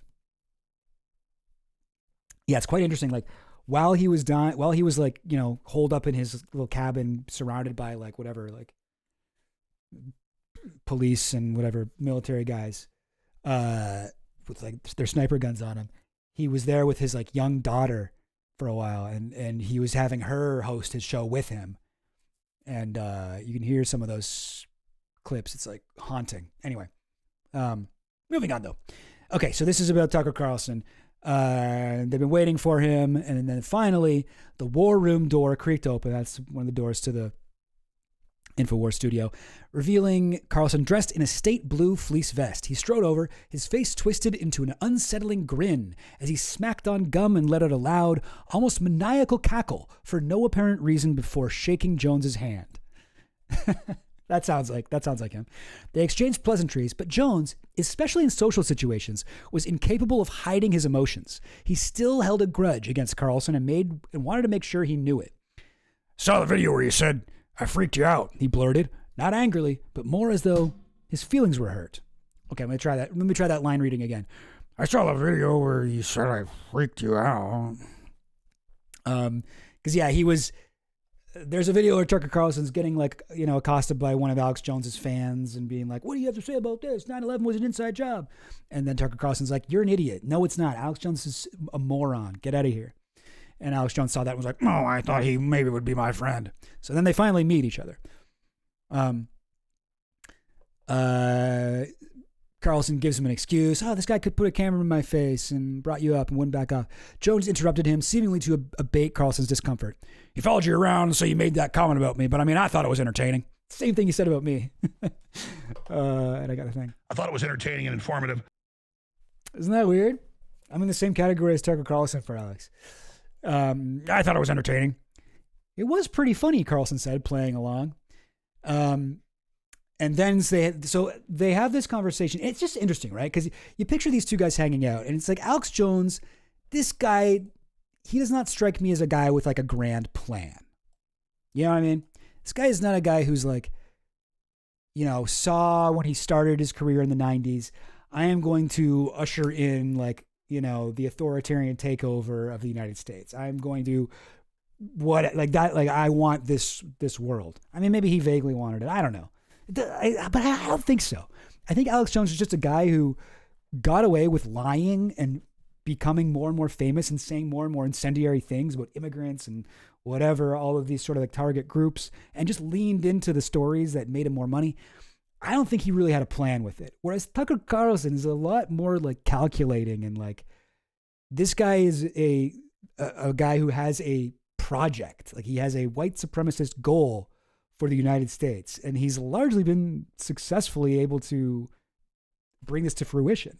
He's we've talked about before, he hates Trump. He's always hated Trump, and now he's sort of turned on Trump a little bit. I mean, he's apologized for telling people to vote for him. He's completely turned on Trump, I guess.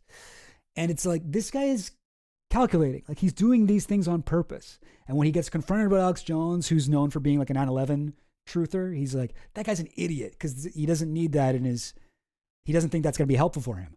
But over time, he starts to view Alex Jones and view how people see him and realize this might be a lot of, this might be very useful. Like a lot of these people who watch Alex Jones, they could become like the base for this fascist kind of version of the Republican Party that I want to bring into existence. You know, like that's not what I'm saying. That's what I'm saying.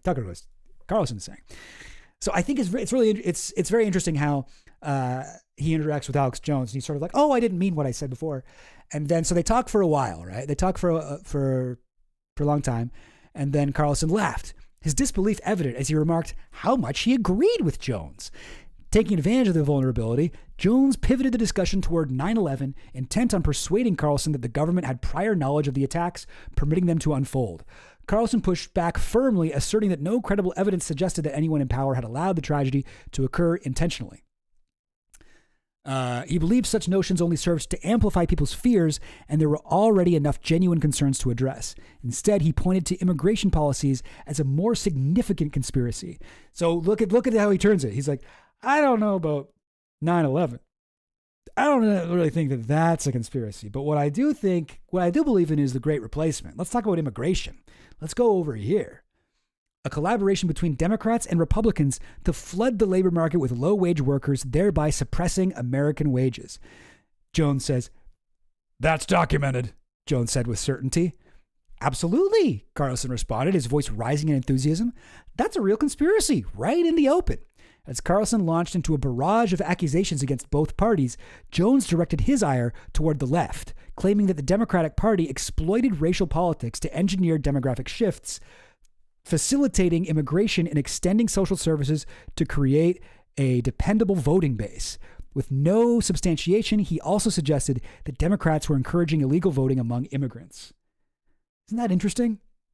Like this is how far back it goes. And Jones is like right on that level. I mean, he was already doing shit like this, talking about immigrants like this. But this is where these two guys can find common ground.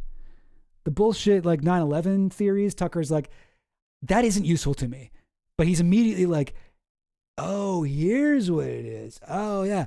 Let's talk about this other bullshit theory that is much more useful to a white nationalist, project that we're both a part of ultimately. So then they have this interview. When the interview wrapped, Carlson turned to Jones with a look of disbelief and excitement. That was totally fun, he said. I can't believe I agree with you on everything. What the hell's going on with me, man? Carlson pulled his assistant aside, and there was an urgency in his voice. Do you think I'm going crazy? Did you agree with most of that?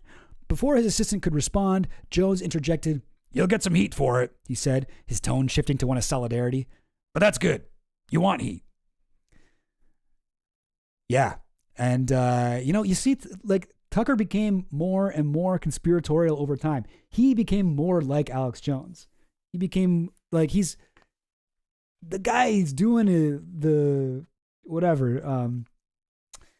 When he does his, what's it called? The Twitter show, his show on X, he is not afraid to talk about Pizzagate. He's not afraid to talk. He interviewed the guy that said that he had gay sex with Obama and smoked crack with him. Like, this guy is, it's scary, right? Because he basically is doing Alex Jones, but as like a smart person. You know what I mean? As a person who like has a goal and a direction that he knows he's headed in. It's frightening, The whole idea is quite terrifying.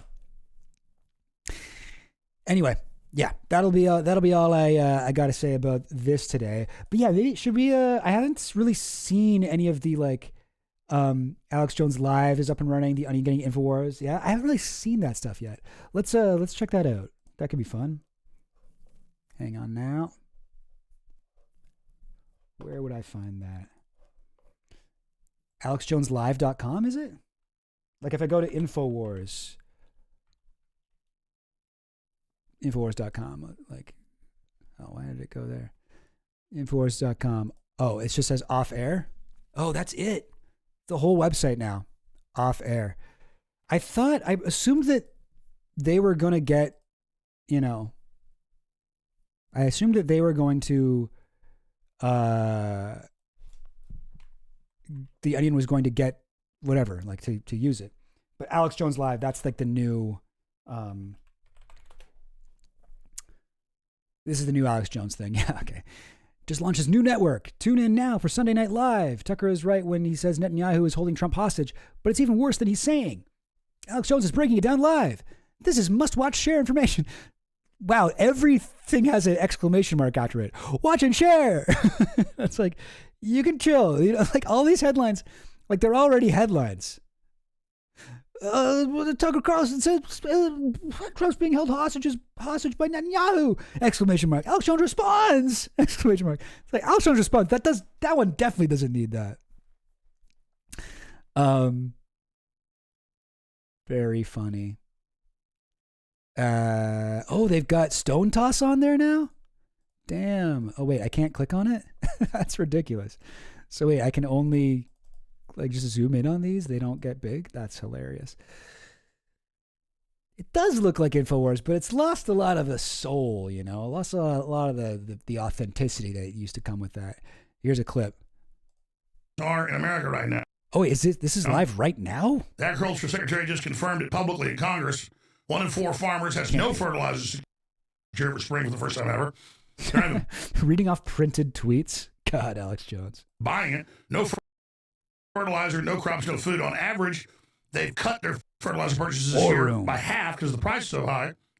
I love how he's got a show called War Room, and Steve Bannon's show is also called War Room, and the group chat that all the right-wing influencers were in was called War Room. Like, they all just love to reference War Room, which is, I believe, a reference to Dr. Strangelove, which is a movie that, like, hates them. Like, it's like makes fun of conspiracy theorists in that movie. The guy who, the general who's paranoid of, what was it again? In Dr. Strangelove, he's paranoid about like fluoride in the water is going to make people turn gay or something like that. But those people, like, they saw that and they love it. Like satires. These people are immune to it. Which is kind of why the Onion thing is a little bit, but I know that the Onion's website is theonion.info. Let's check that out.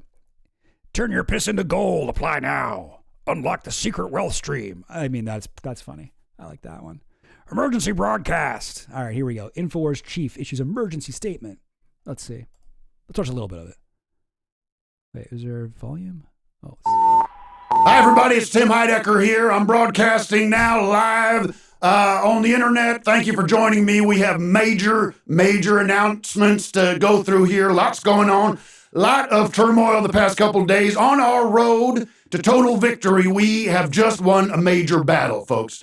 Okay, Alex and his gang of liars and scoundrels have been cast out into the street. They have lost InfoWars, Infowars.com, and their various platforms now. They have been cast out, ladies and gentlemen. And make no mistake, we will be the new InfoWars. Now we got to go through the machinations of the court. He's got the spinning cube in the corner, like InfoWars has. Court. We've had some setbacks over the past couple of days, but that is not stopping us. It is not tempering our resolve. Watch it 7 minutes. Okay, thank you. Yeah. Okay, let's jump ahead here. Of this war and take the L on this, sir, if you would. You know, I'll say what I say to my beautiful granddaughter, Kai. I'm not pulling out. Okay, sir. Thank you so much. Good to hear from the president. Thank you. Let's let the president go. He's wonderful. Good. Thank you, sir. We got another person on the line here who wants to okay, that's Trump calling in. Speak with us. We have a Phil. Yeah, this is Phil. I'm very excited to be on the show. I'm happy to see you taking over InfoWars. This has just been kind of a great day for a lot of us, and very excited to talk to you. All right, sir. Phil, what's on your mind then?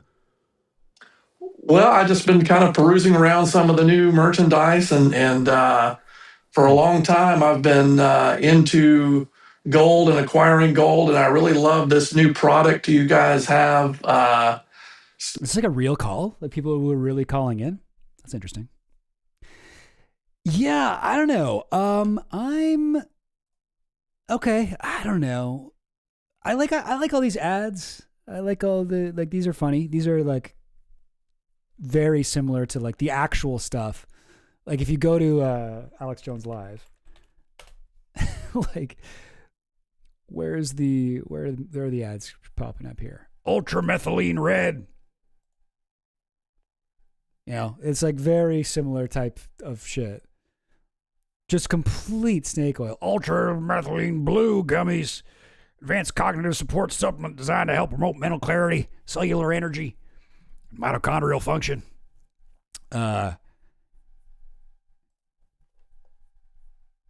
Like that's all he's selling these days. It looks like ultramethylene of various colors. But yeah, I mean, like this all seems pure oxygen. It's just air. It's like empty capsules.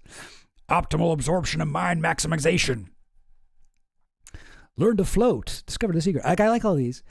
This is a little bit, I don't know, maybe I got to sit down and watch the whole thing, but I don't know. I find this it seems like he's not, is he just talking off the top of his head? He's just improving? He's gonna find his way through all this. But sir, it is a pleasure to have you on here. Thank you. You know, we're gonna have our disagreement. We're gonna have our fights, but we love each other. And when we love can conquer all. All right. I think I gotta watch this on my own time. But yeah, it's interesting, right? Because like I feel like InfoWars is already essentially like a parody of itself. You know, like Alex Jones, he already was basically doing a comedy show. You know, like he was doing a show that was like silly, and he would like, you know, he wore his little tinfoil hat. Like in some important ways, he was in on the joke. He knew he was a ridiculous person. He knew he was, you know, being silly. Like when he played me on his show, he played me making fun of him when he was like, got all dressed up to go make fun of George Bush, and the costume looked kind of stupid. And I was like, look how stupid the costume looks. And when he played me playing that, he was like, I was doing it to be silly. It's like, I knew that made me look silly, and I did that on purpose. And it's like, yeah, I just find that, this is the thing, right? You know, kind of like what I was talking about Ben Bankus. Like, it's really hard to laugh at somebody that you're not on the same, you don't believe what they believe. Like, if the premise of the joke is something you don't believe, it can be really hard to find it funny. But I mean, Alex Jones, I feel like transcended that. Like, Alex Jones is kind of funny to everyone. You know, he's just the way he talks, his delivery, the way the examples he brings up, the way he's able to just like off the top of his head really improvise. Truly a talented man. But yeah, I'm a little bit confused. I was sort of, honestly, I was hoping for a little bit more. Like, it's just a call-in show, I guess, right now. Okay, he's got blood. I saw a little clip of this, actually. You can find this at the InfoWars store. This is human blood curated from the Forsaken and the sinners. Okay. All right, this is pure premium blood, tested, FDA unapproved. And this is just human blood. As part of my satanic ritual, I am a servant to Satan, and thank God I was able to get him and the Lord to sit down and come to their senses and get things back to before Satan was cast into hell. So I'm part of that. I'm part of the peace movement. Okay, and let me ask you guys this: what's funny about that? Because I think this is the same type of comedy. This is like the superiority theory of comedy, where it's funny because he's saying things that are going to really piss off InfoWars listeners. You know, he's saying, I support Satan, I'm drinking blood, and this is a satanic ritual. That's what I'm doing. That's what InfoWars is all about. And it's like, well, there isn't really a setup punchline there, but it's funny because I'm imagining like somebody whose brain has been melted by consuming Alex Jones content for years, seeing that and being like, oh my God, he really is a demon. We were right. And, you know, I don't really find that to be very high comedy. I don't know. Maybe he goes somewhere with it. That's thick. It tastes like blood. And this is Satan giving me the powers to continue to fight. And we will continue to fight. And I cheers to you. If you have access to the blood of the Forsaken, and And of all the children, this is not blood. These are adult. This is adult blood, by the way. Ain't no question. I made sure of that because I don't want to get in trouble. Okay. But this is the blood of the Forsaken. It's hot. It tastes good. I mean, like Alex Jones has talked about drinking hot blood on his show before. He's like, when I was a kid, I participated in a hunting ritual. You kill deer and you drink its blood hot. Like, you know, he's already, like, Alex Jones has already almost said this, but he's taking it to a, you know, obviously like trolling InfoWars viewers. Yeah, I don't know. Okay, that's their first thing out of here. I heard that they want to make this like a, they want to hire like a lot of trans comedians and make this sort of like a hub for trans comedy. I think that's a really funny idea. Everything's WWE now. Oh yeah. I mean, like, this is like, well, not this, but like Alex Jones is doing professional wrestling, but for news, you know, like he really is for sure inspired by wrestling. Yeah. Okay. I'm a little bit disappointed because I was expecting this to be in the InfoWars studio. It's clearly not. Like, InfoWars studio doesn't use a green screen. They actually have like giant TVs covering every wall. Like, this is not I guess Alex Jones like must have taken those out of the studio or something, but maybe they are in the studio and they just have put up a green screen. Maybe. I thought they took over the actual studio. But they said that the studio is like $75,000 or something like that. Anyway, okay, listen, hey, I'll wait on this one. Blood of the Forsaken. Mm-hmm. Ben Banks is all about letting the racism out. Racists find that relieving. Alex is different because conspiracy belief is about what happened rather than let's draw team lines, brown people out.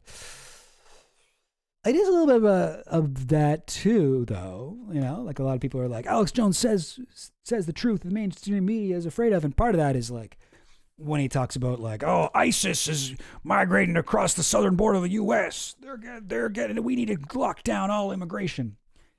Not that it's like a funny thing, I guess, per se, exactly. But yeah, I think Alex does that. Like, you know, he interviews. There's an interview Alex Jones did with some Rothschild. Some Rothschild was foolish enough to go on InfoWars and be interviewed by Alex, and Alex Jones is like calling him out to his face and being like, "Your family, they control the global markets. We know this." Blah blah blah. Man, I feel like I'm like kind of doing Tim Heidecker's impression now. I don't like that. I liked my impression of Alex Jones. I don't want to do somebody else's impression. But yeah, like he's sort of he's saying to people, there's clips of him going up to like congressmen and being like, I know you went to Bohemian Grove. I know that. Man, I've totally lost my impression. This is a tragedy to me. That's sort of similar to the Ben Vegas thing where people are like, oh my God, he's actually saying this to the guy. Oh my God, he's not afraid. Like it is, yeah. He does improv schizo posting comedy news. That's pretty much true. Yeah. I think that's a great way of putting it, honestly. I would maybe add pro wrestling in there at some point, but yeah, absolutely. Yeah. All right. I got anything else? It is midnight. It is, after all, midnight. Maybe I'll cut it there. Gang, thanks for watching. Sorry I subjected you to so much truly awful comedy. I find it fascinating, but I feel like yeah, I would, if I had to do like another YouTube channel that could be completely different, maybe I'd do one that was just like talking about comedy and dissecting how jokes work and getting into comedy news and podcast, whatever. I'd be one of those channels. But that isn't, I suppose that isn't really what I do here. But I do find it fascinating. I suppose I've said that enough. I guess I've said that enough times. I definitely love dissecting the frog, breaking things down, and the different theories of comedy, where it's like the surprise theory of comedy, the superiority theory of comedy. And there are other theories too. There are tons of different theories about what makes us laugh, what's funny, whatever. But it's just like I did comedy. I took comedy so seriously in my 20s. Basically, my entire 20s, I would go out. I would do like as many open mics as I could every single night. Like I had no social life outside of comedy. I was constantly going out. And a lot of people in my city were doing the same thing. It was very like, oh, you only did 5 shows this week? Okay, you're a hobbyist. You're never going to be, successful in this industry. You got to basically devote your whole life to it if you want to get anywhere. And I truly did devote my whole life to it for a long time.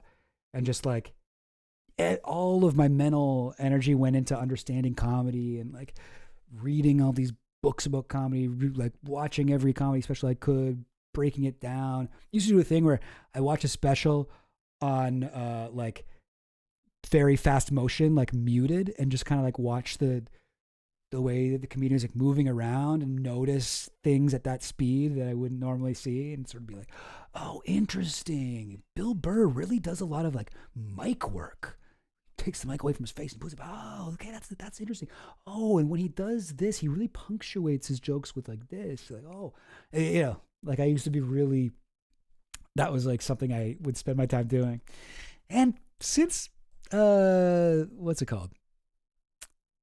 COVID, since 2020, I was always like, I could never give up stand-up comedy. I love stand-up comedy. I could never give it up. It's like my favorite thing on earth to do. It's my curse. I'll never be able to give it up. I love it too much. And then COVID happened. And then we were like all indoors and people were like, it's okay. We can still do shows on Zoom. Let's do Zoom shows. And I did like 3 Zoom shows. I was like, I can easily give up stand-up comedy, actually. This would be a very, very easy thing for me to do, is to never do stand-up comedy again.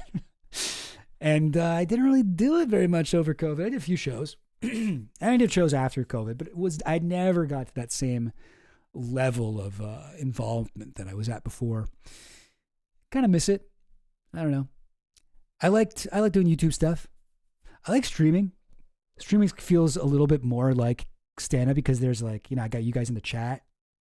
So there is like kind of like a immediate back and forth, like we can, like it's much more like a live audience than making like video essays is. Which also, to be fair, I also really enjoy making video essays, but I don't get as much satisfaction of just like reading a comment section as I do like talking and people, can talk back. Anyway, I don't know. But overall, nothing really compares to a live audience and that immediate kind of like communication that you have if you get from laughs. And that sort of like trying out jokes, you can really craft things. There is really nothing like it. And whenever I start thinking a lot about comedy, I miss it. I'm like, man, I should start going out again. So maybe I'll go out and do some shows this week. Excuse me. Ooh, where's Yakov Smirnoff these days? I'd love to hear his take on Russia. And Soviet Russia, Ukraine invades you. I don't know. I don't know what he's up to these days. He's still alive? Probably. Oh, Bo Burnham's inside. Yeah, that was awesome. I loved that. I love that one. I like when people do like crazy, never before seen shit with comedy specials. Like sometimes you just get. There's been enough comedy specials that are just regular comedy specials. Let's try some new things. Let's try some something different. Oh, is that right? Eh? Was reading about Tucker Carlson, proving it's not what you know. Oh, sorry. He basically flunked out of college with a 1.9 GPA, proving it's not what you know, it's who you know. Interesting. Because, yeah, I did assume he was smart. He seemed smart to me. I mean, whatever. Hey, listen, GPA isn't... Wait, isn't GPA for high school, or is that for college, too? Interesting. I do think he is intelligent, though. I mean, maybe he was bad in school, but he seems to me pretty smart and, like, kind of calculated. It's like, who are the smart fascists? Him, Steve Bannon. Like, I don't know who else I would put on there.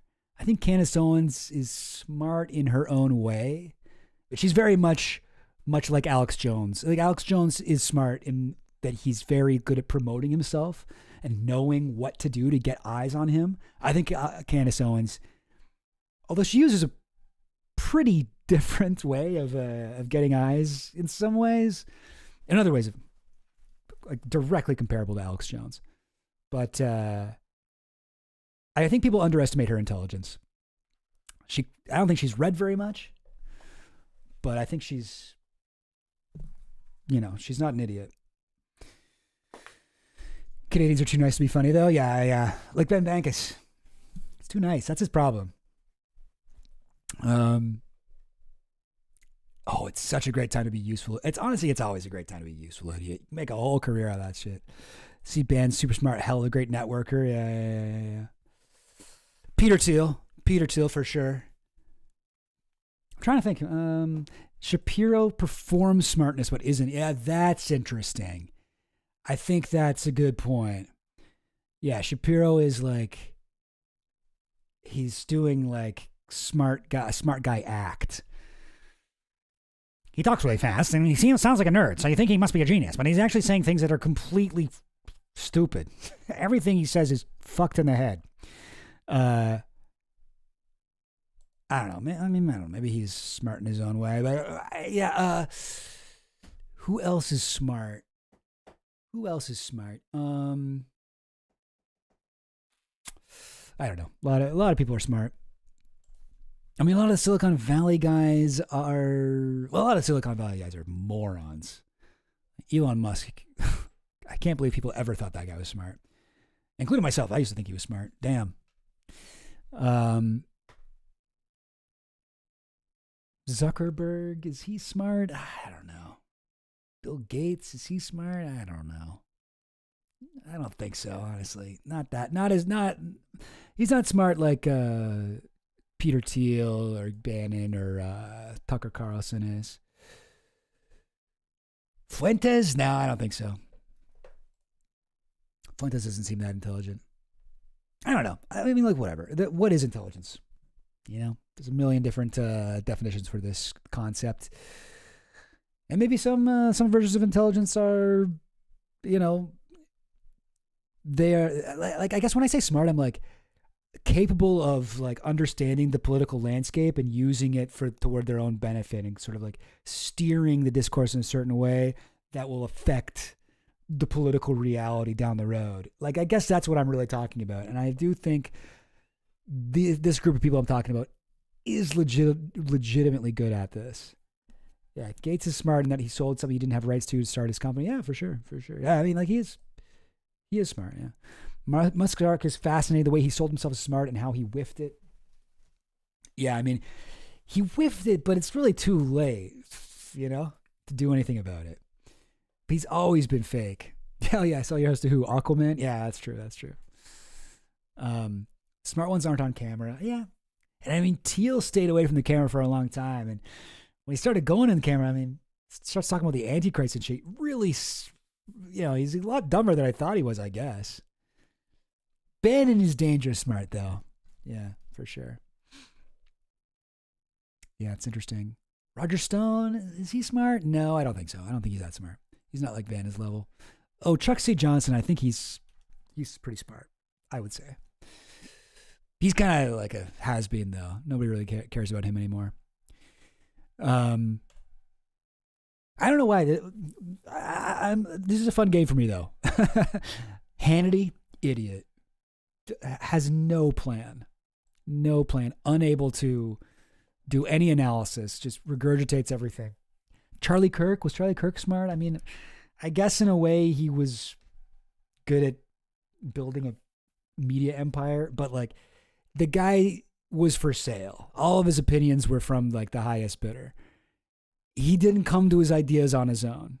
He got a binder of talking points from some oil, whatever industry guys and whoever else wanted to pay for his shit, Israel lobby, and was just like, sure. And just became decent at like saying it. I guess he did some work promoting Trump and doing that, but he wasn't like, I'm thinking, who are the guys that like, have a political ideology?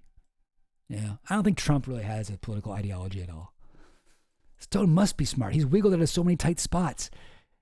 You think he's super politically smart? I think he talks himself up a lot. He's like, I was really part of this. Oh, I was part of that for sure. I was really part of this. But when you look at the stuff he does, it doesn't take a genius to do that shit. Like political dirty tricks, spreading lies about your political opponents right before an election. Anyone can kind of do that if they have the resources. And some of his shit is so stupid. Like one of his big things during Hillary's thing that he was all worried about was, and Josh Owens even talks about it in his book a little bit, but he found a guy who claimed to be Bill Clinton's illegitimate son and gave that guy media training and tried to get him interviewed on everything. And then the guy was like, and can I take a DNA test so we can know for sure? And Stone's like, no, don't take a DNA test. That's never going to happen. And, like, do you guys even remember that? Like, he tried to make that a big thing, and it just didn't happen for him at all. Like, that was not, that is not the thing that won Trump the election. He did coin the phrase "stop the steal," though. That did become a big thing. But again, is that a smart thing? I think in a way that was politically smart to call it "stop the steal," because I think people did feel like the country was being stolen from them, not even like literally through votes, but just by demographics and like, less white people. Like, I think that's the sort of hidden meaning behind "stop the steal." Is I don't literally think that the, voting machines were rigged, but I do think that the country is being stolen from us in another way. And I think it was smart to call it that, where he has plausible deniability to roll it back to like, it's a Mott and Bailey thing, maybe. I don't know if I'm using that term correctly, but it's like, yeah, I think that was a little bit smart. I don't know. Gang. Oh, Stevie P is super smart, but also very insane. Yeah. He's a madman with the unfortunate ability to perform like one-man psyops on a nation because of the people he's connected to. Yeah. Stevie P, great example. God, yeah.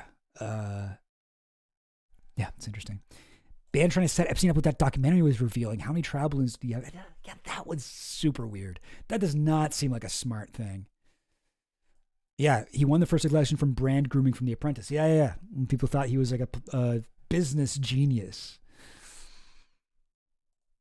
Took the ideas of Pat Buchanan and Ron Paul and ran with it. I mean, yeah. Like, I would say, like, just like Alex Jones, Trump's inspired by the John Birch Society movement. That was a big thing in Alex's childhood.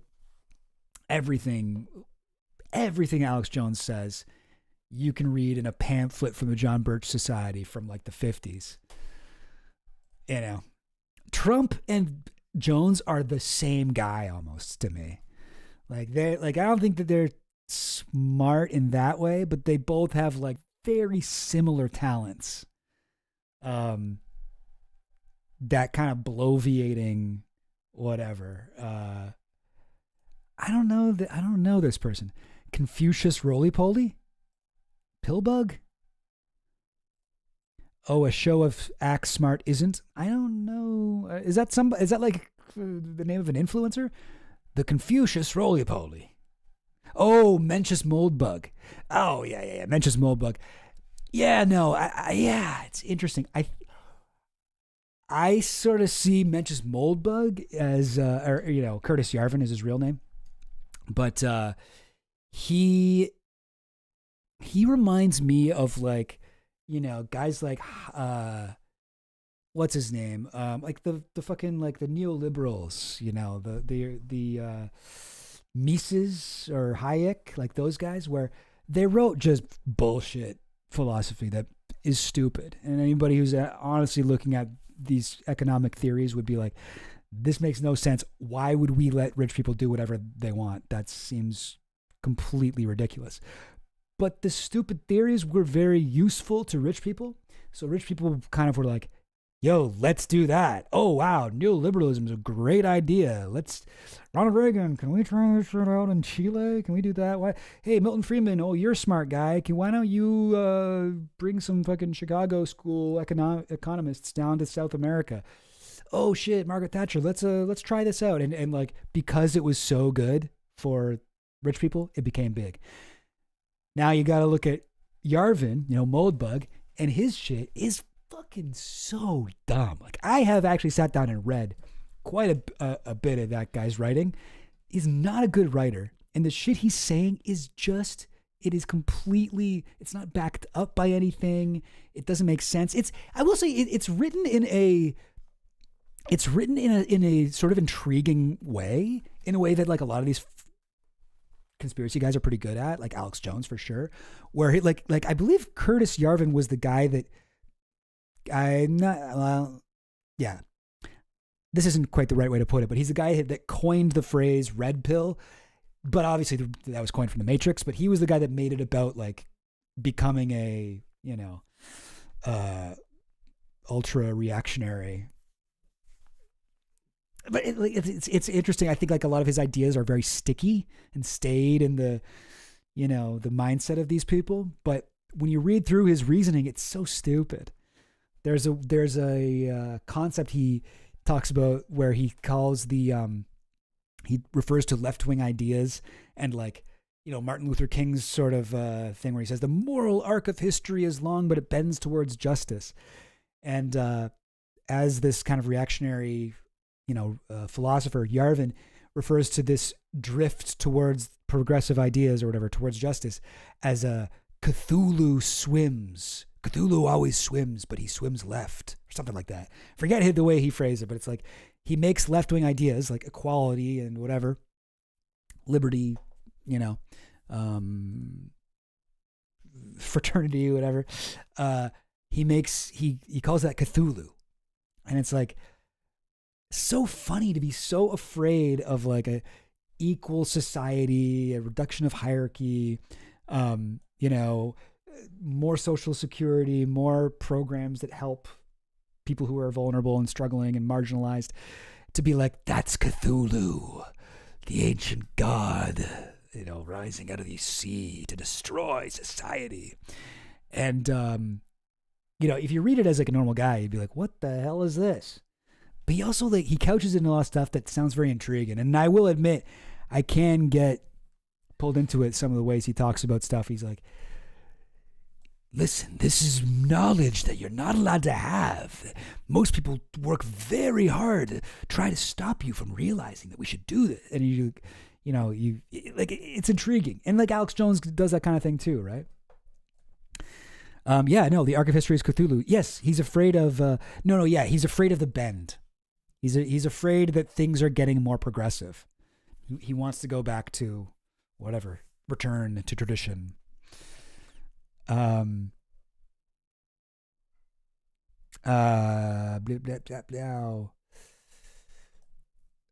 Stone got Bush the presidency in 2000. See, that's debated. He says that he like planned the Brooks Brothers riot, but there isn't really any sort of proof of that. Like a lot of people are like, did he do that, or is he just kind of like really good at taking credit for things? Hacker News shit poster is a good way of describing Yarvin. Hacker News is a Peter Thiel website, eh? It has like some connection to Peter Thiel. Is it owned by him or something? I just found this out. Hang on, let me just look this up real quick.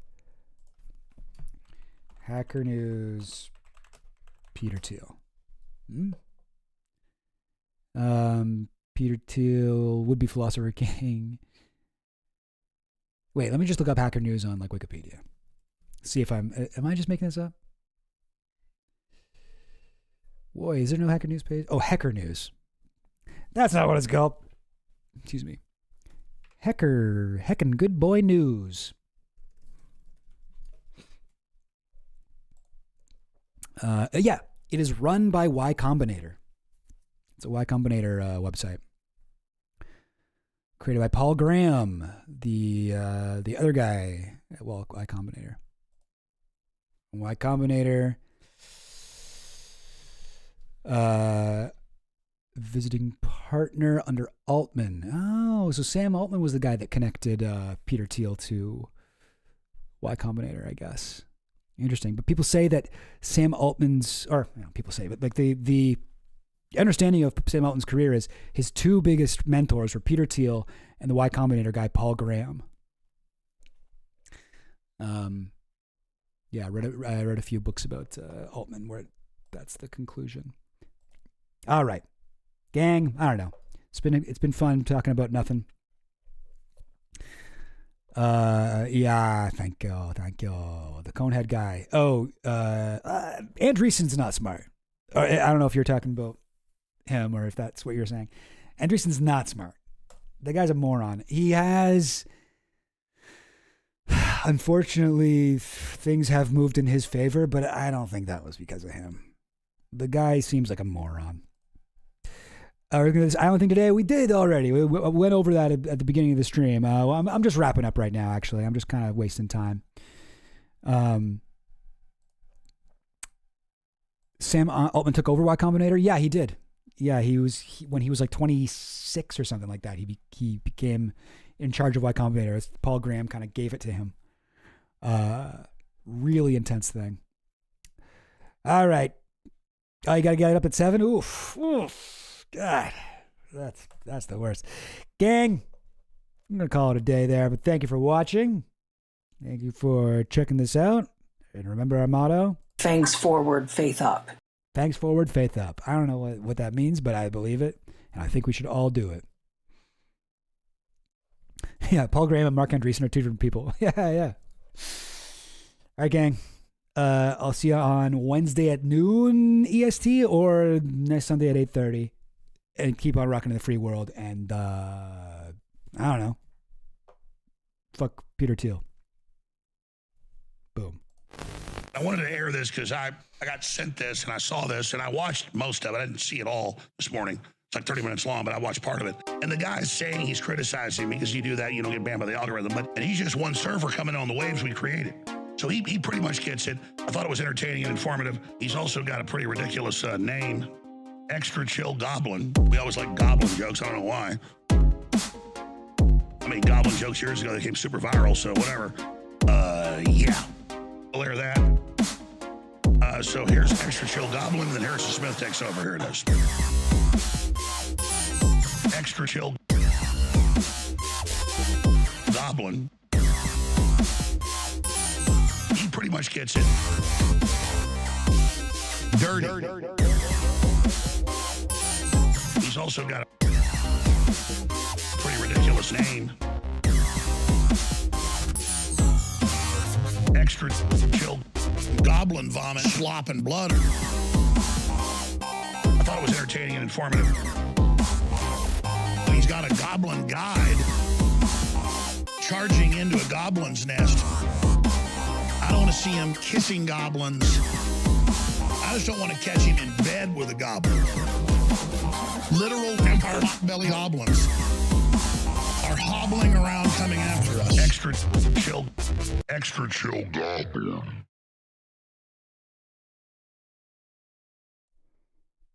And Wednesdays at noon.